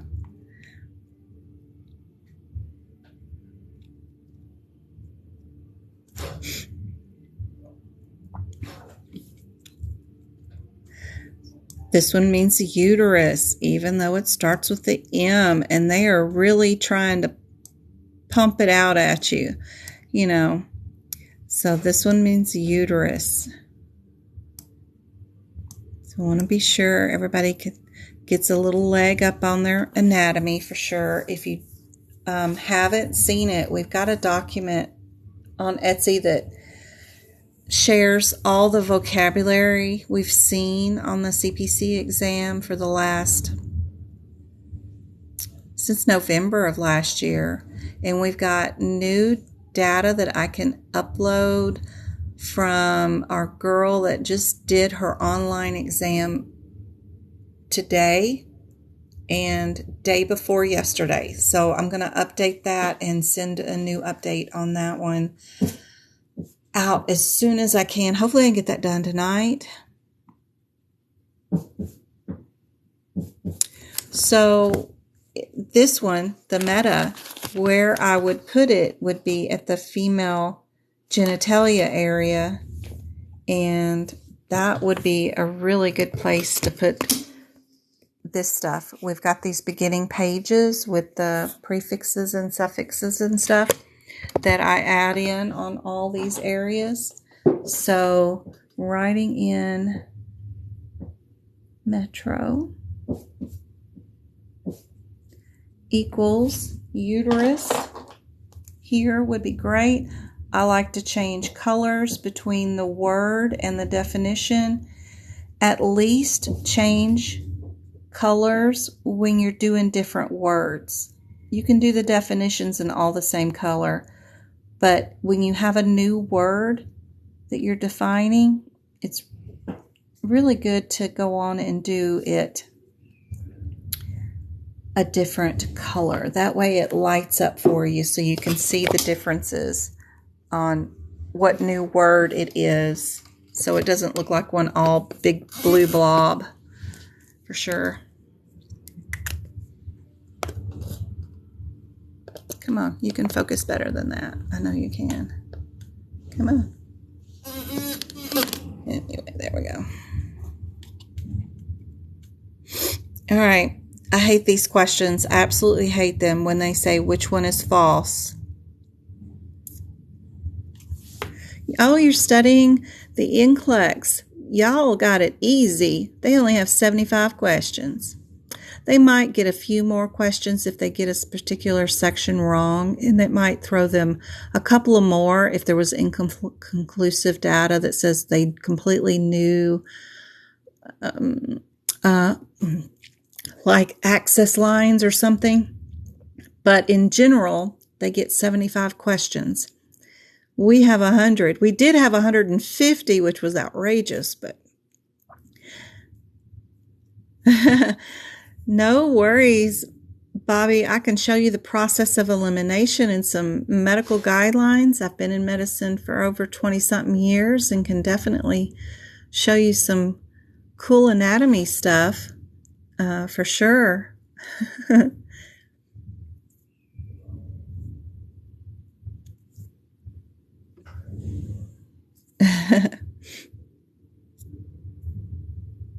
It's perfectly okay. I got some really cool notes in anatomy too that would make the RNs run for their money, or LVNs run for their money. The one I was working on today, this is a picture I shared with my group for the vascular order and catheterizations. So, you know, my info isn't totally obscure or something that couldn't be useful to you. We've got our entrance ports areas, and then our central, yep, and then noting whether they are second order or beyond, and our branches is super helpful. Definitions for certain words, super cool. We're all in the medical family community and can share info and help each other out for sure. All right, which one of these is false? We can have our NCLEX patient or our student, NCLEX student, answer this one, since they should know right off the bat. Which one is false for arthrosclerosis? Thanks, Twinkle.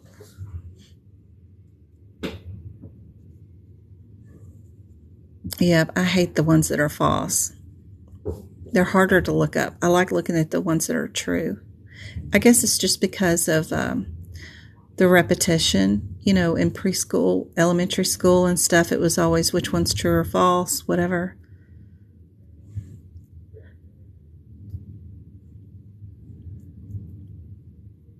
We've got some B's, we've got some D's.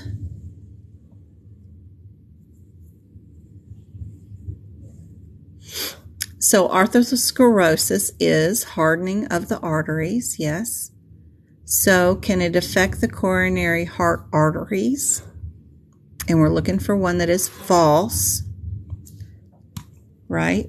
So we've got arthro and arteries. So this one is a true statement, right? We've got affect the veins. Are we vascular or ventricular? Are we in venous when we're artho? Maybe not. Does LDL cholesterol or HDL affect this? Of course it does. We're talking about coronary heart disease, right? So that one's true for sure. And is chronic disease that can remain asymptomatic, no symptoms, for decades. Of course, my little Jamesy, who's 12, who was getting bullied, he was still getting bullied today. I think somebody knocked him down on his today. I got to find out what happened. He didn't tell me. He has high cholesterol for years now already. He is 12. I found out when he was 10 that he has high cholesterol. Can you imagine by the time he's 30? Yep. He has no symptoms other than being a mixed race, but having that genetics there. And yep, bio dad and bio mom must be some crazy combination there. I haven't seen the bio dad, but the mom, you wouldn't think so, but I'm assuming he's got some hardcore genetics somewhere that is definitely making him, bless his heart, already have high cholesterol. So that's a definite true statement. So our only one that is not true is definitely B. And I just take my time with these during your CPC exam. If you try to rush through these, you're going to get tricked. Just take it, the question, take it one answer at a time. Do what you know. Think about, you know more about medicine than what you think you do. You know more about the anatomy. You've got family. You've been to the doctor before. You've done some of these things. You can rationalize it out and get these right. It can be thyroid too. Wow, it's crazy.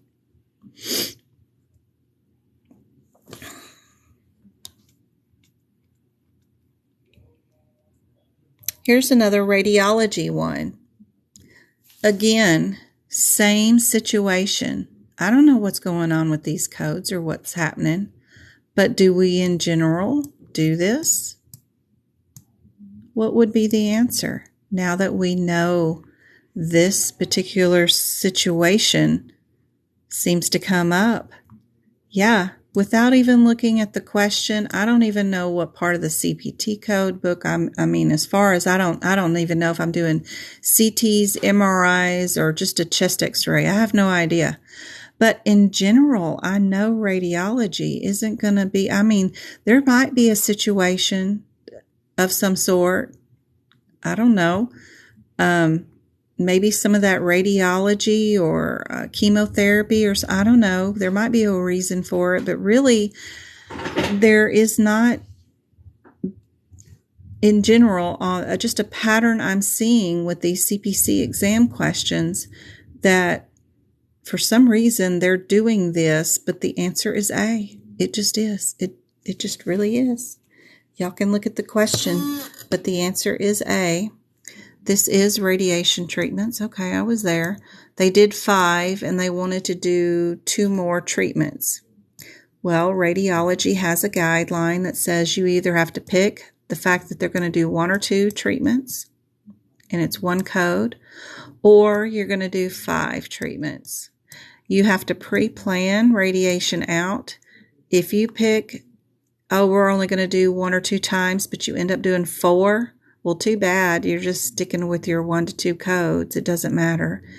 If you plan to do 5 and you do 7, you don't bill for the extra 2. You just get your 5 and that's it. That's why radiation and cancer treatment has to be coordinated in a certain way, because there's no oopsies.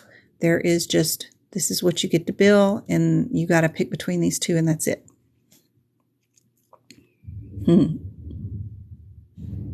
Nope, you cannot combine those 2. Look at your do nots.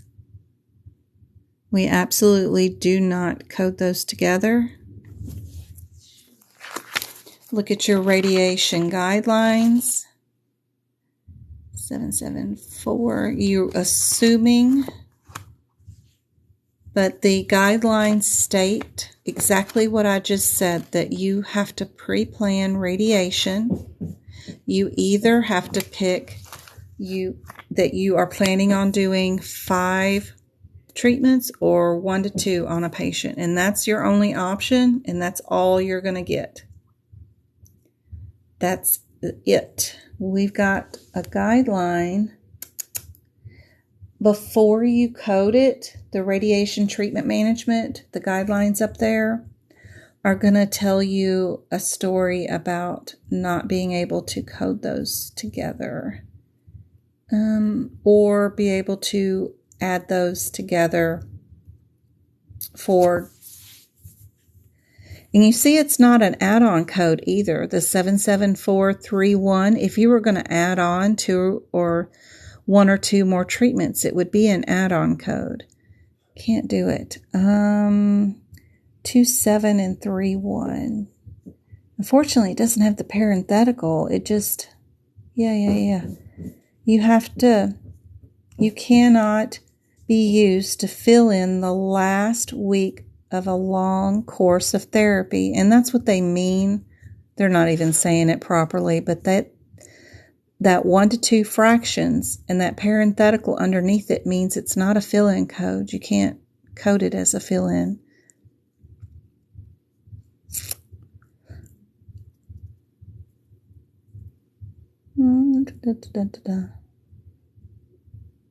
Yeah, it's going to be right up here in this area where it's talking about 4. You have to use this one if you're going to do 3 or 4 fractions beyond the multiple. Yep, it's going to be up in there where they're talking about it. And then that lovely parenthetical that's no help at all, but that means it's not a fill-in. We can't fill it in. That means they're either going to do radiation 1 to 2 treatments for a patient, and that's it. It's all pre-planned. Or if their diagnosis is going to give them 5 treatments. That's it. That's your only 2 options. The page number is 563. Sorry, I get repetitive. I talk about myself. Talk it over and try to figure out different ways of saying the same thing, and I get real repetitive.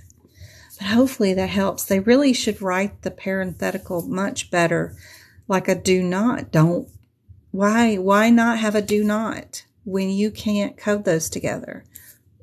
It doesn't make any sense. And AAPC knows that the parenthetical is written very uniquely there, and it's and you can assume a lot that normally you could add one or two, right? It just seems like it would be reasonable, but you can't in radiology, and that parenthetical is written very unhelpful. Let me see your picture. Let me see your picture. I know. I want to see. I'm freehanding it. It's insane how good I am at freehanding. It is insane how good you are. That is awesome. I heard you over there just working away. Can't wait till you get the eyes in. That'll look cool. Okay. 5 more minutes. Do I have anything else? I do. There's the answer for that one. Yeah, he's working away. All right. This one. Mucho importante. Thinking about these codes. So if 6,000 codes are what in general? Oh, as I get a drink.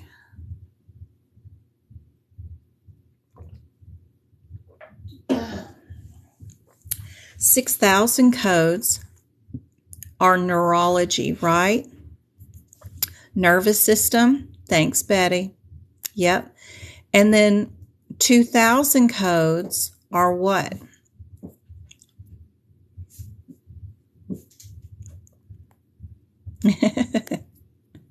He's pretty cool. He's pretty awesome. Awesome kid. I wish he would direct his awesomeness in positive ways so that he would not get suspended from school. They live stream their classrooms so we can watch the lessons from here, and he's all like, I want to be there. Well, good. Behaving, you can be.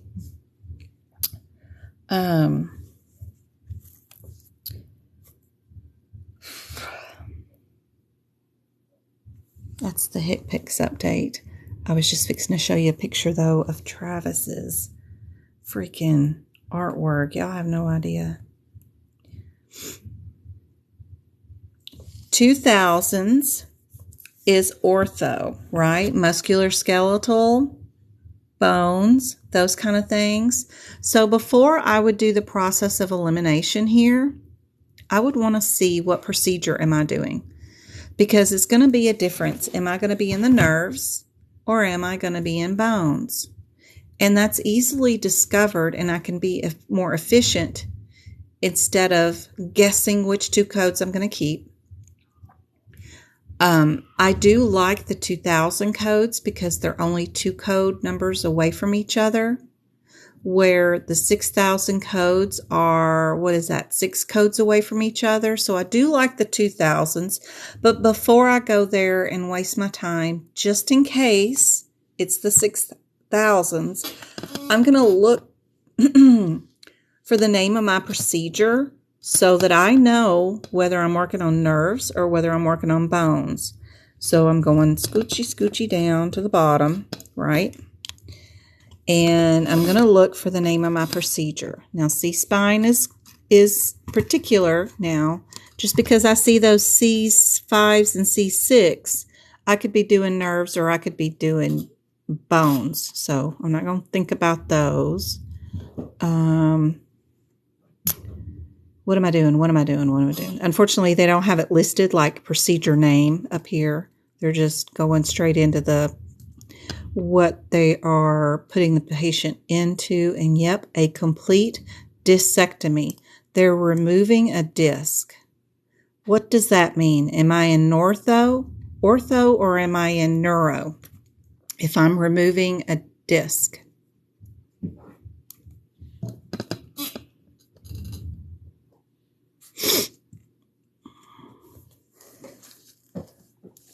Yep, you got it, guys. You got it. You got it. That is ortho. So if we go to those two codes, which I know the last two numbers are super close, but 22554 is our first one.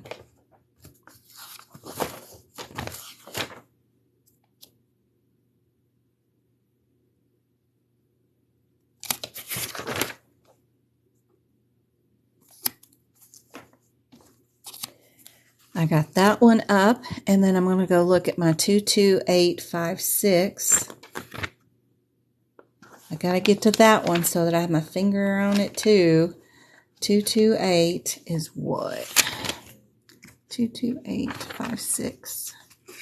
I'm going to look at my headers, see what we're doing, what body parts are we in, and make sure, oops, we are in the right areas.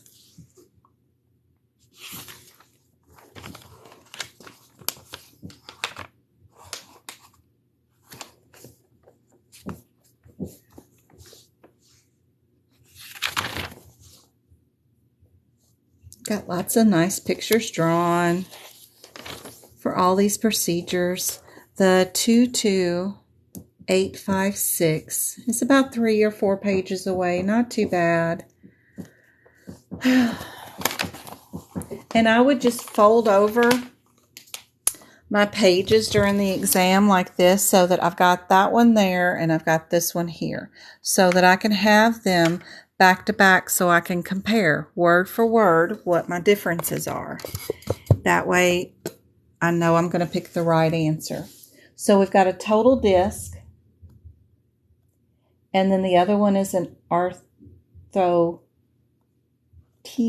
right?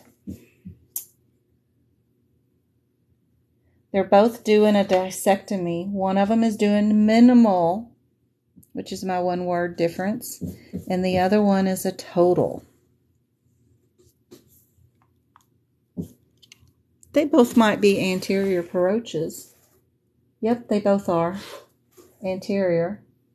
So don't pick approaches. I know when you take a medical coding course, it's all about the approaches.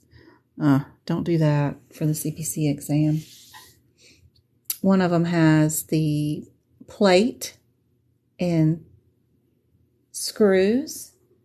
The other one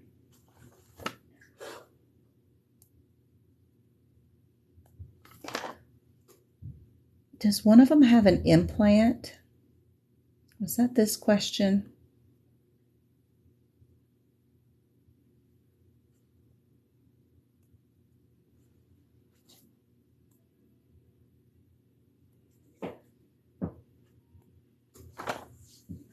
Cervical below the C2. There is a word here. In plates. My 28856 one word difference is total and then in plate.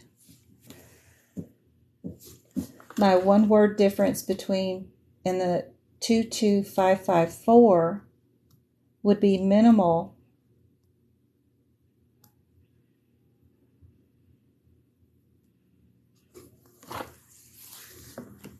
Yep.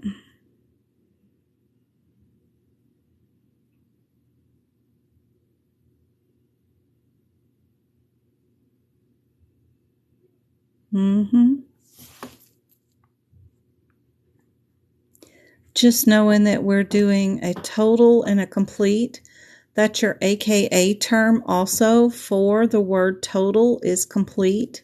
So having that word down next to the one that says total, which is your 5-6, is super helpful because it was in their CPC exam question, is complete.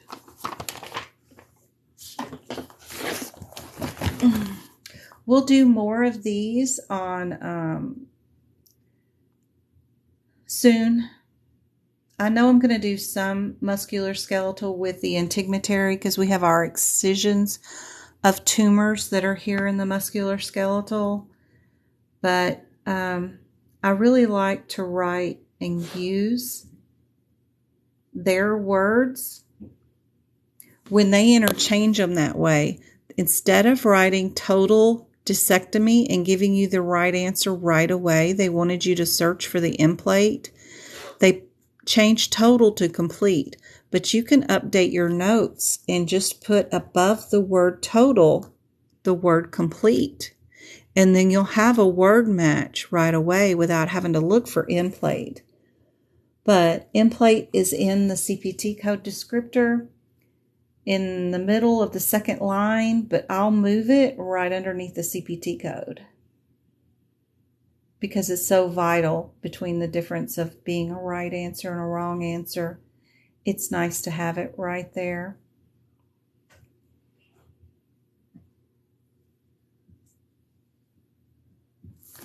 So for you guys that are taking these coding courses, I would skip the lectures, all those videos and things, and go straight to your chapter in review questions that, they have a review that's 10 questions long. And look at each question like this. What similarities do I see? Why are these answers wrong? We looked at them because they were part of the nervous system. That's why they're wrong. Why is this code wrong versus this one's right? The difference was that this was minimal. I'll write that in at this code. This one was total with an end plate.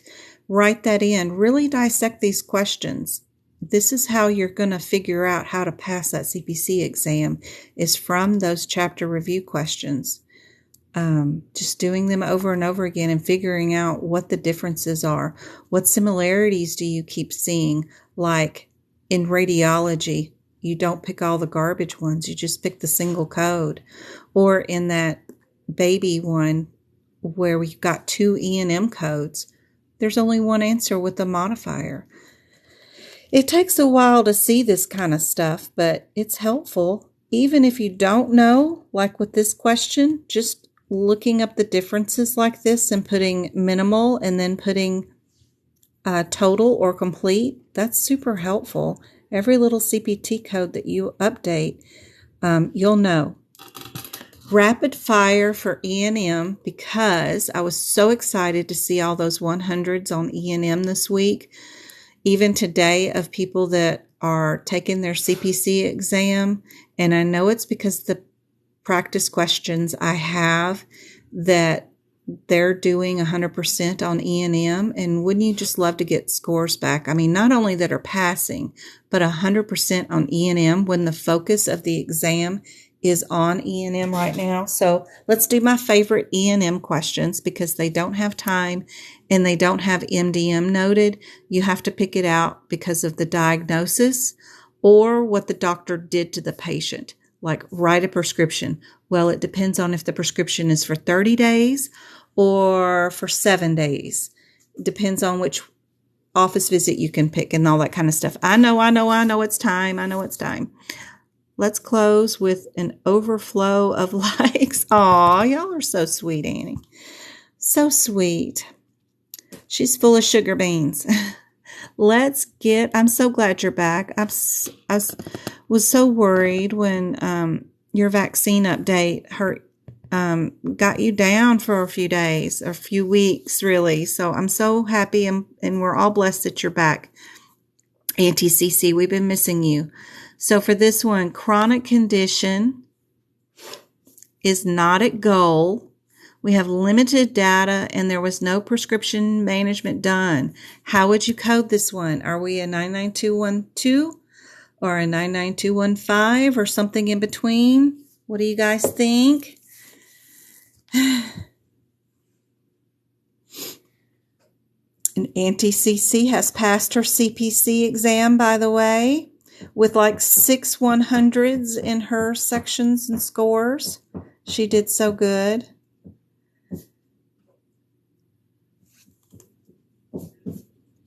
We are doing a 3. It is 99213. Very good, guys. Are we low, moderate, or straightforward if we just have a medication reconcile? That's all we have. That's all we know. Are we low, moderate, high, or straightforward?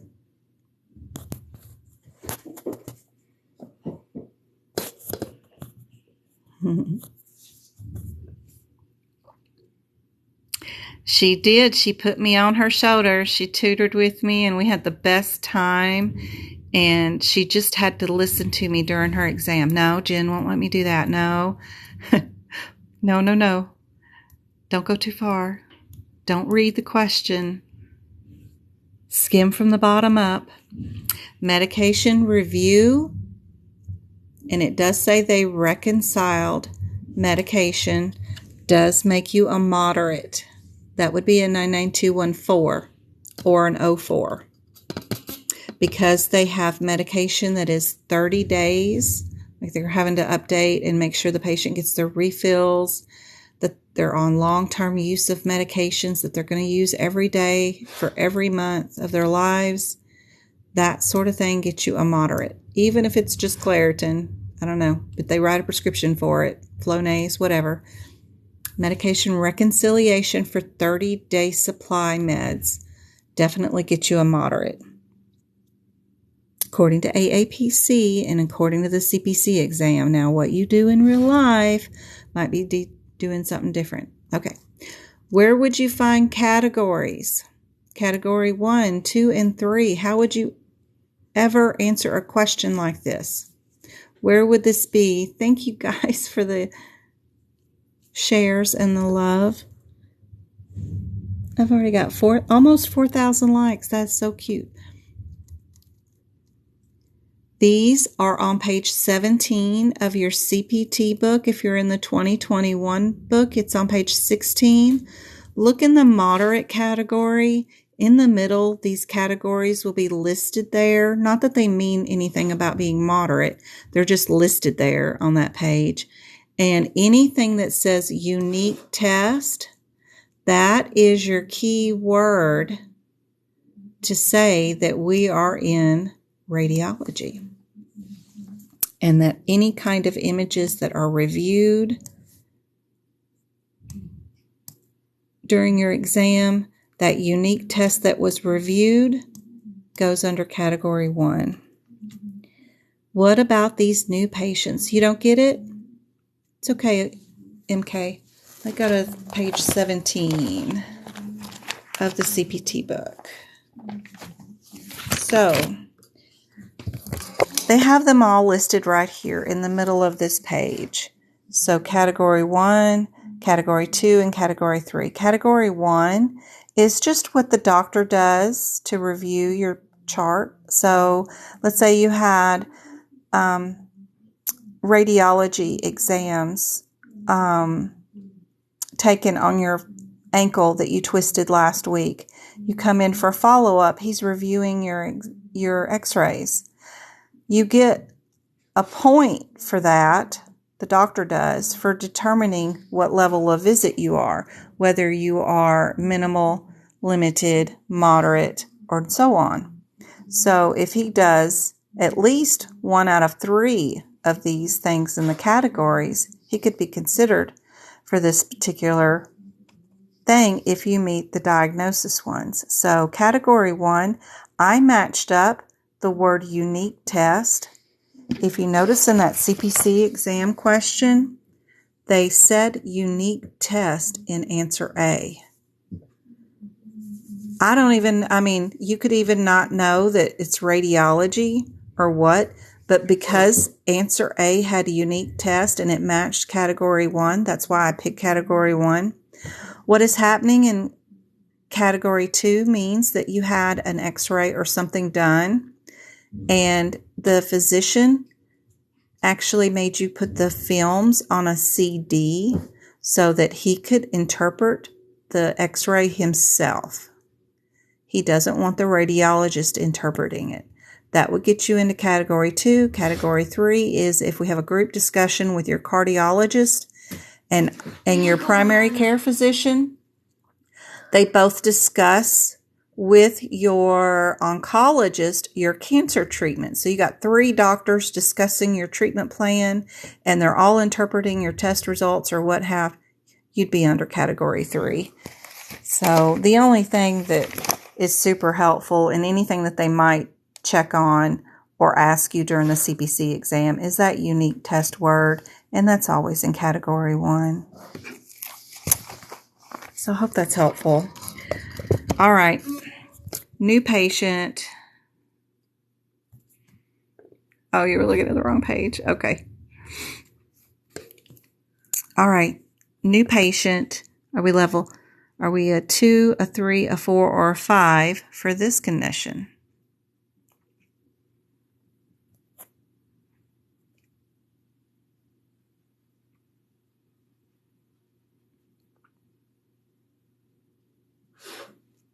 Just a UTI. I got one answer. How many we got in here? We got 27 or 37. 37 of you. I could get more to answer on this one than that, right? Anybody want to take a guess? Where would a UTI infection get you?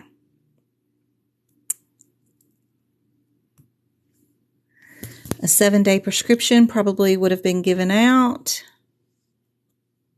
even though we don't have that info. Yes, yes, yes. We are definitely a B. And if you want to go right next to 99213 UTI, no other problems, there you go, right next to the 99213, or in that chart on 17 underneath the 3 that an example would be UTI. That's a great way to put notes in your CPT book and keep your brain straight during your exam. Remember, your exam is open book, so you can have whatever you want written in there. And that's always handy dandy to have. Yep. Here's another one. What do we do if a patient has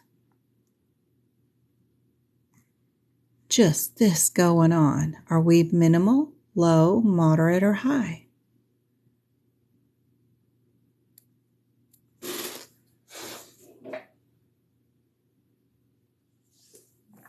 Are you stressing over your face over there, Travis? Mm-hmm. Stop stressing.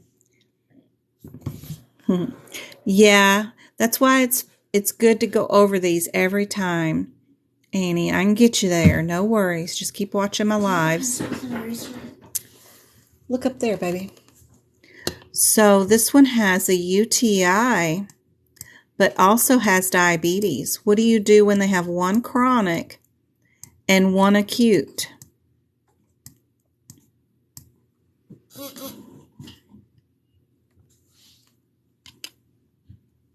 They are moderate. Yes, that one chronic, whether it's stable or not, we don't get much notes, but they have one chronic and one acute. That moves you up to a moderate because you can't even prescribe anything for the UTI because of the diabetes without taking it into consideration. You know those cranberry pills that you can take over the counter? Well, they have sugar in them that can elevate your blood sugar. So you need to be careful what you even recommend to a diabetic, even with over-the-counter meds. I can't imagine what it would be that you have to rationalize throughout for a real prescription, because there's glucose and all kinds of chemicals in those prescriptions that you need to consider during prescribing and decision making. So they do get a moderate. All right, exam, let's see. This one is based on the E&M guidelines. Leveling the service is based on what now? Are we checking off items in bullet pointed list like in our EHRs? Is it based off the history and review of systems? Is it based off their physical exam or the overall medical decision making? Yep. Overall MDM. What trumps MDM? It's not a question you'll see on the screen right here, but what trumps MDM now? Do y'all know? I mean, like if you see a certain thing in the patient's chart, noting time.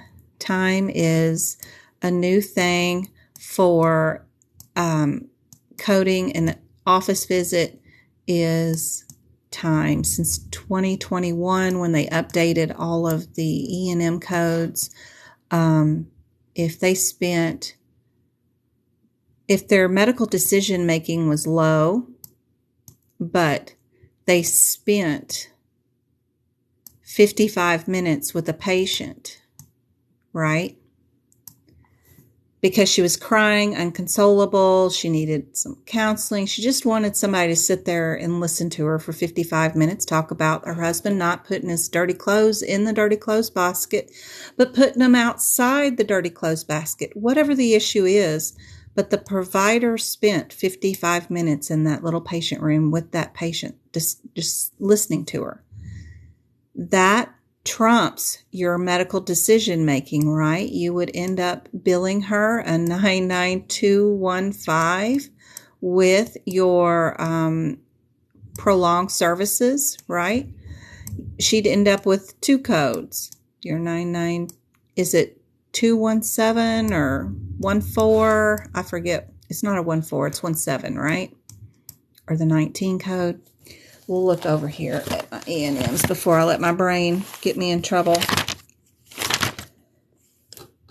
Right here, for 55 minutes or longer, we're definitely going to do our 17. Oh, it's a 4, not even a 2. Oh my gosh. So if we did that long with a patient, even if our MDM is very low, we would do a 99215 with a secondary code of 99417, even though our MDM is low, but because of the time that we spent with the patient, we would be able to up our services to a high, even though she's not circling the drain. And the way he's putting his laundry away. Yep. And she just needed somebody to hang out with and listen to her.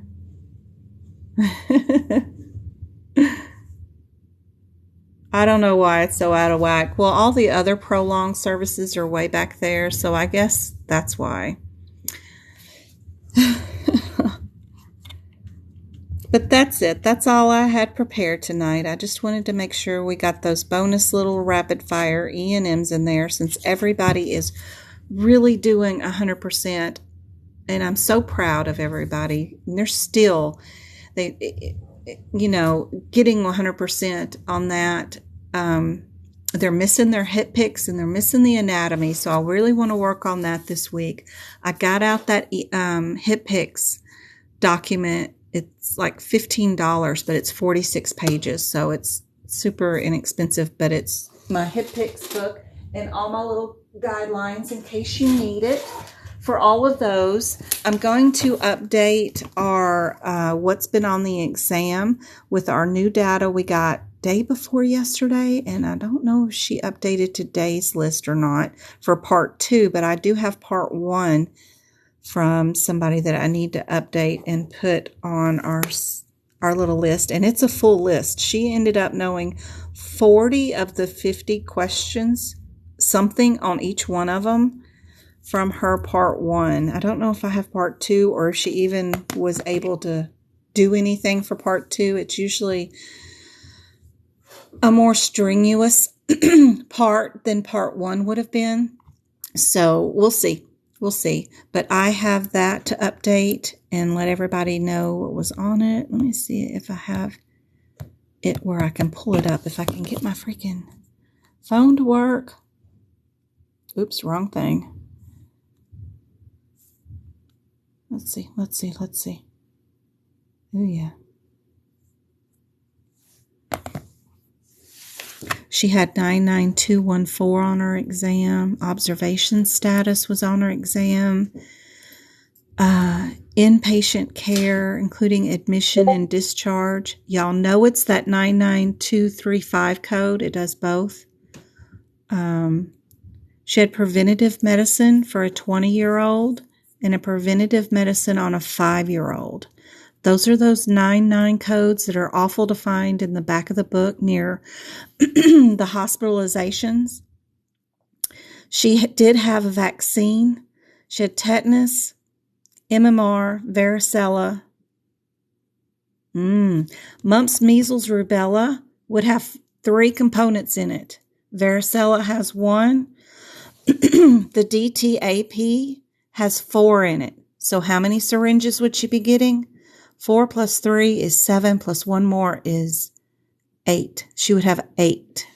She would have 992 or whatever, the 71 or the 60. One of those two would be 3. And then the other one would have been 5. That's crazy. Yeah, I'll write these out for you guys and get that added on there so you know. She also had the attendance at delivery. Look at that one I had written out today. The attendance at delivery. That's that one with the only answer has the modifier 25 at it. So, yep. I knew that question was coming up all the time. Yep. Let's see. What is MK saying? Thank you. You're welcome. You got it wrong on the exam. You got all cardio right. That's awesome. Did you attend the cardio workshop? I hope that helped. Anyway, guys, I know Twinkle's going to have a heart attack. I am well past, and I got to get this downloaded and posted up on YouTube. And then I have to do cardiology and finish this dang chapter. So, and there was something else I was supposed to be doing tonight. What else was I supposed to be doing? I wonder. Oh, fixing the, what's been on the exam the last 45 days. Yes, I'm going to bring that up on my computer right now before I forget again. Because I got to get this moved over there to that document. What has been on the exam for the last 45 days? I was sitting here updating our internal cervical OS and external OS. Yep. But I got to get down here to the bottom and put in all of her stuff with today's date on it. So the last time I updated it was March 22nd. Today is 3:30. Whoops. Yep. I am well over 25 minutes. Oh my gosh. All right. I'm going to go say hi to my mom and check out and see what happened to James today. Bullied again. Somebody's inviting me to go live. I don't know who you are. I'm sorry. And then I will be back to finish this document, get this emailed out, and work on cardiology. So I'm around if y'all need me. Thank you so much, Twinkle. Thank you, Auntie CC and Red and Betty. Betty, as always, I really appreciate you. Travis, they are asking about you, my love. He is working away, Mr. Grounded, on his anime right now because he can't watch TV or hang out with the other kids. So he is working away on drawing. He's supposed to be writing Tom Sawyer. Where's the book?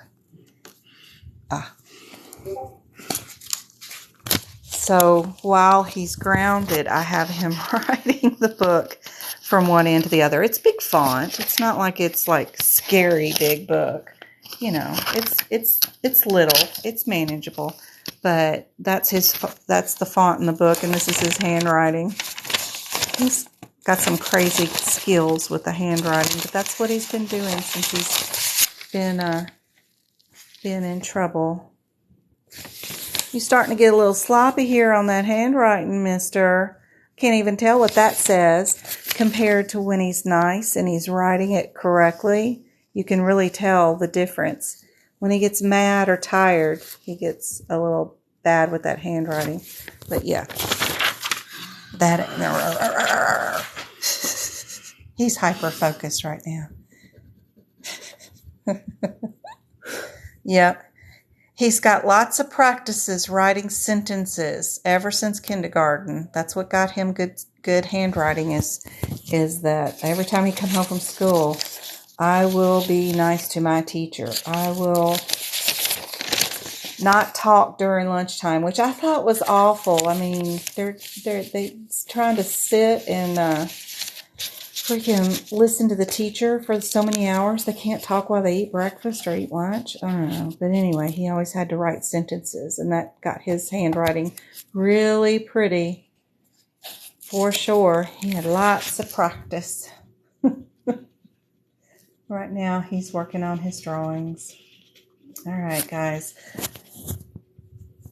Nice penmanships. Auntie CC's saying her Cheeto has good handwriting. Mr. Cheetos. Mr. Cheetos. Not a Cheeto. And James is a Dorito.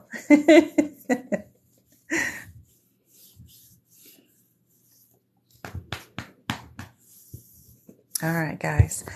I'll hang up and I will be back in a little while. Thank you, guys. I hope this has been helpful. 6,000 likes. Woo, I think that's my first. That's a lot of likes. Yeah, he's super focused right now. All right, guys. Good night.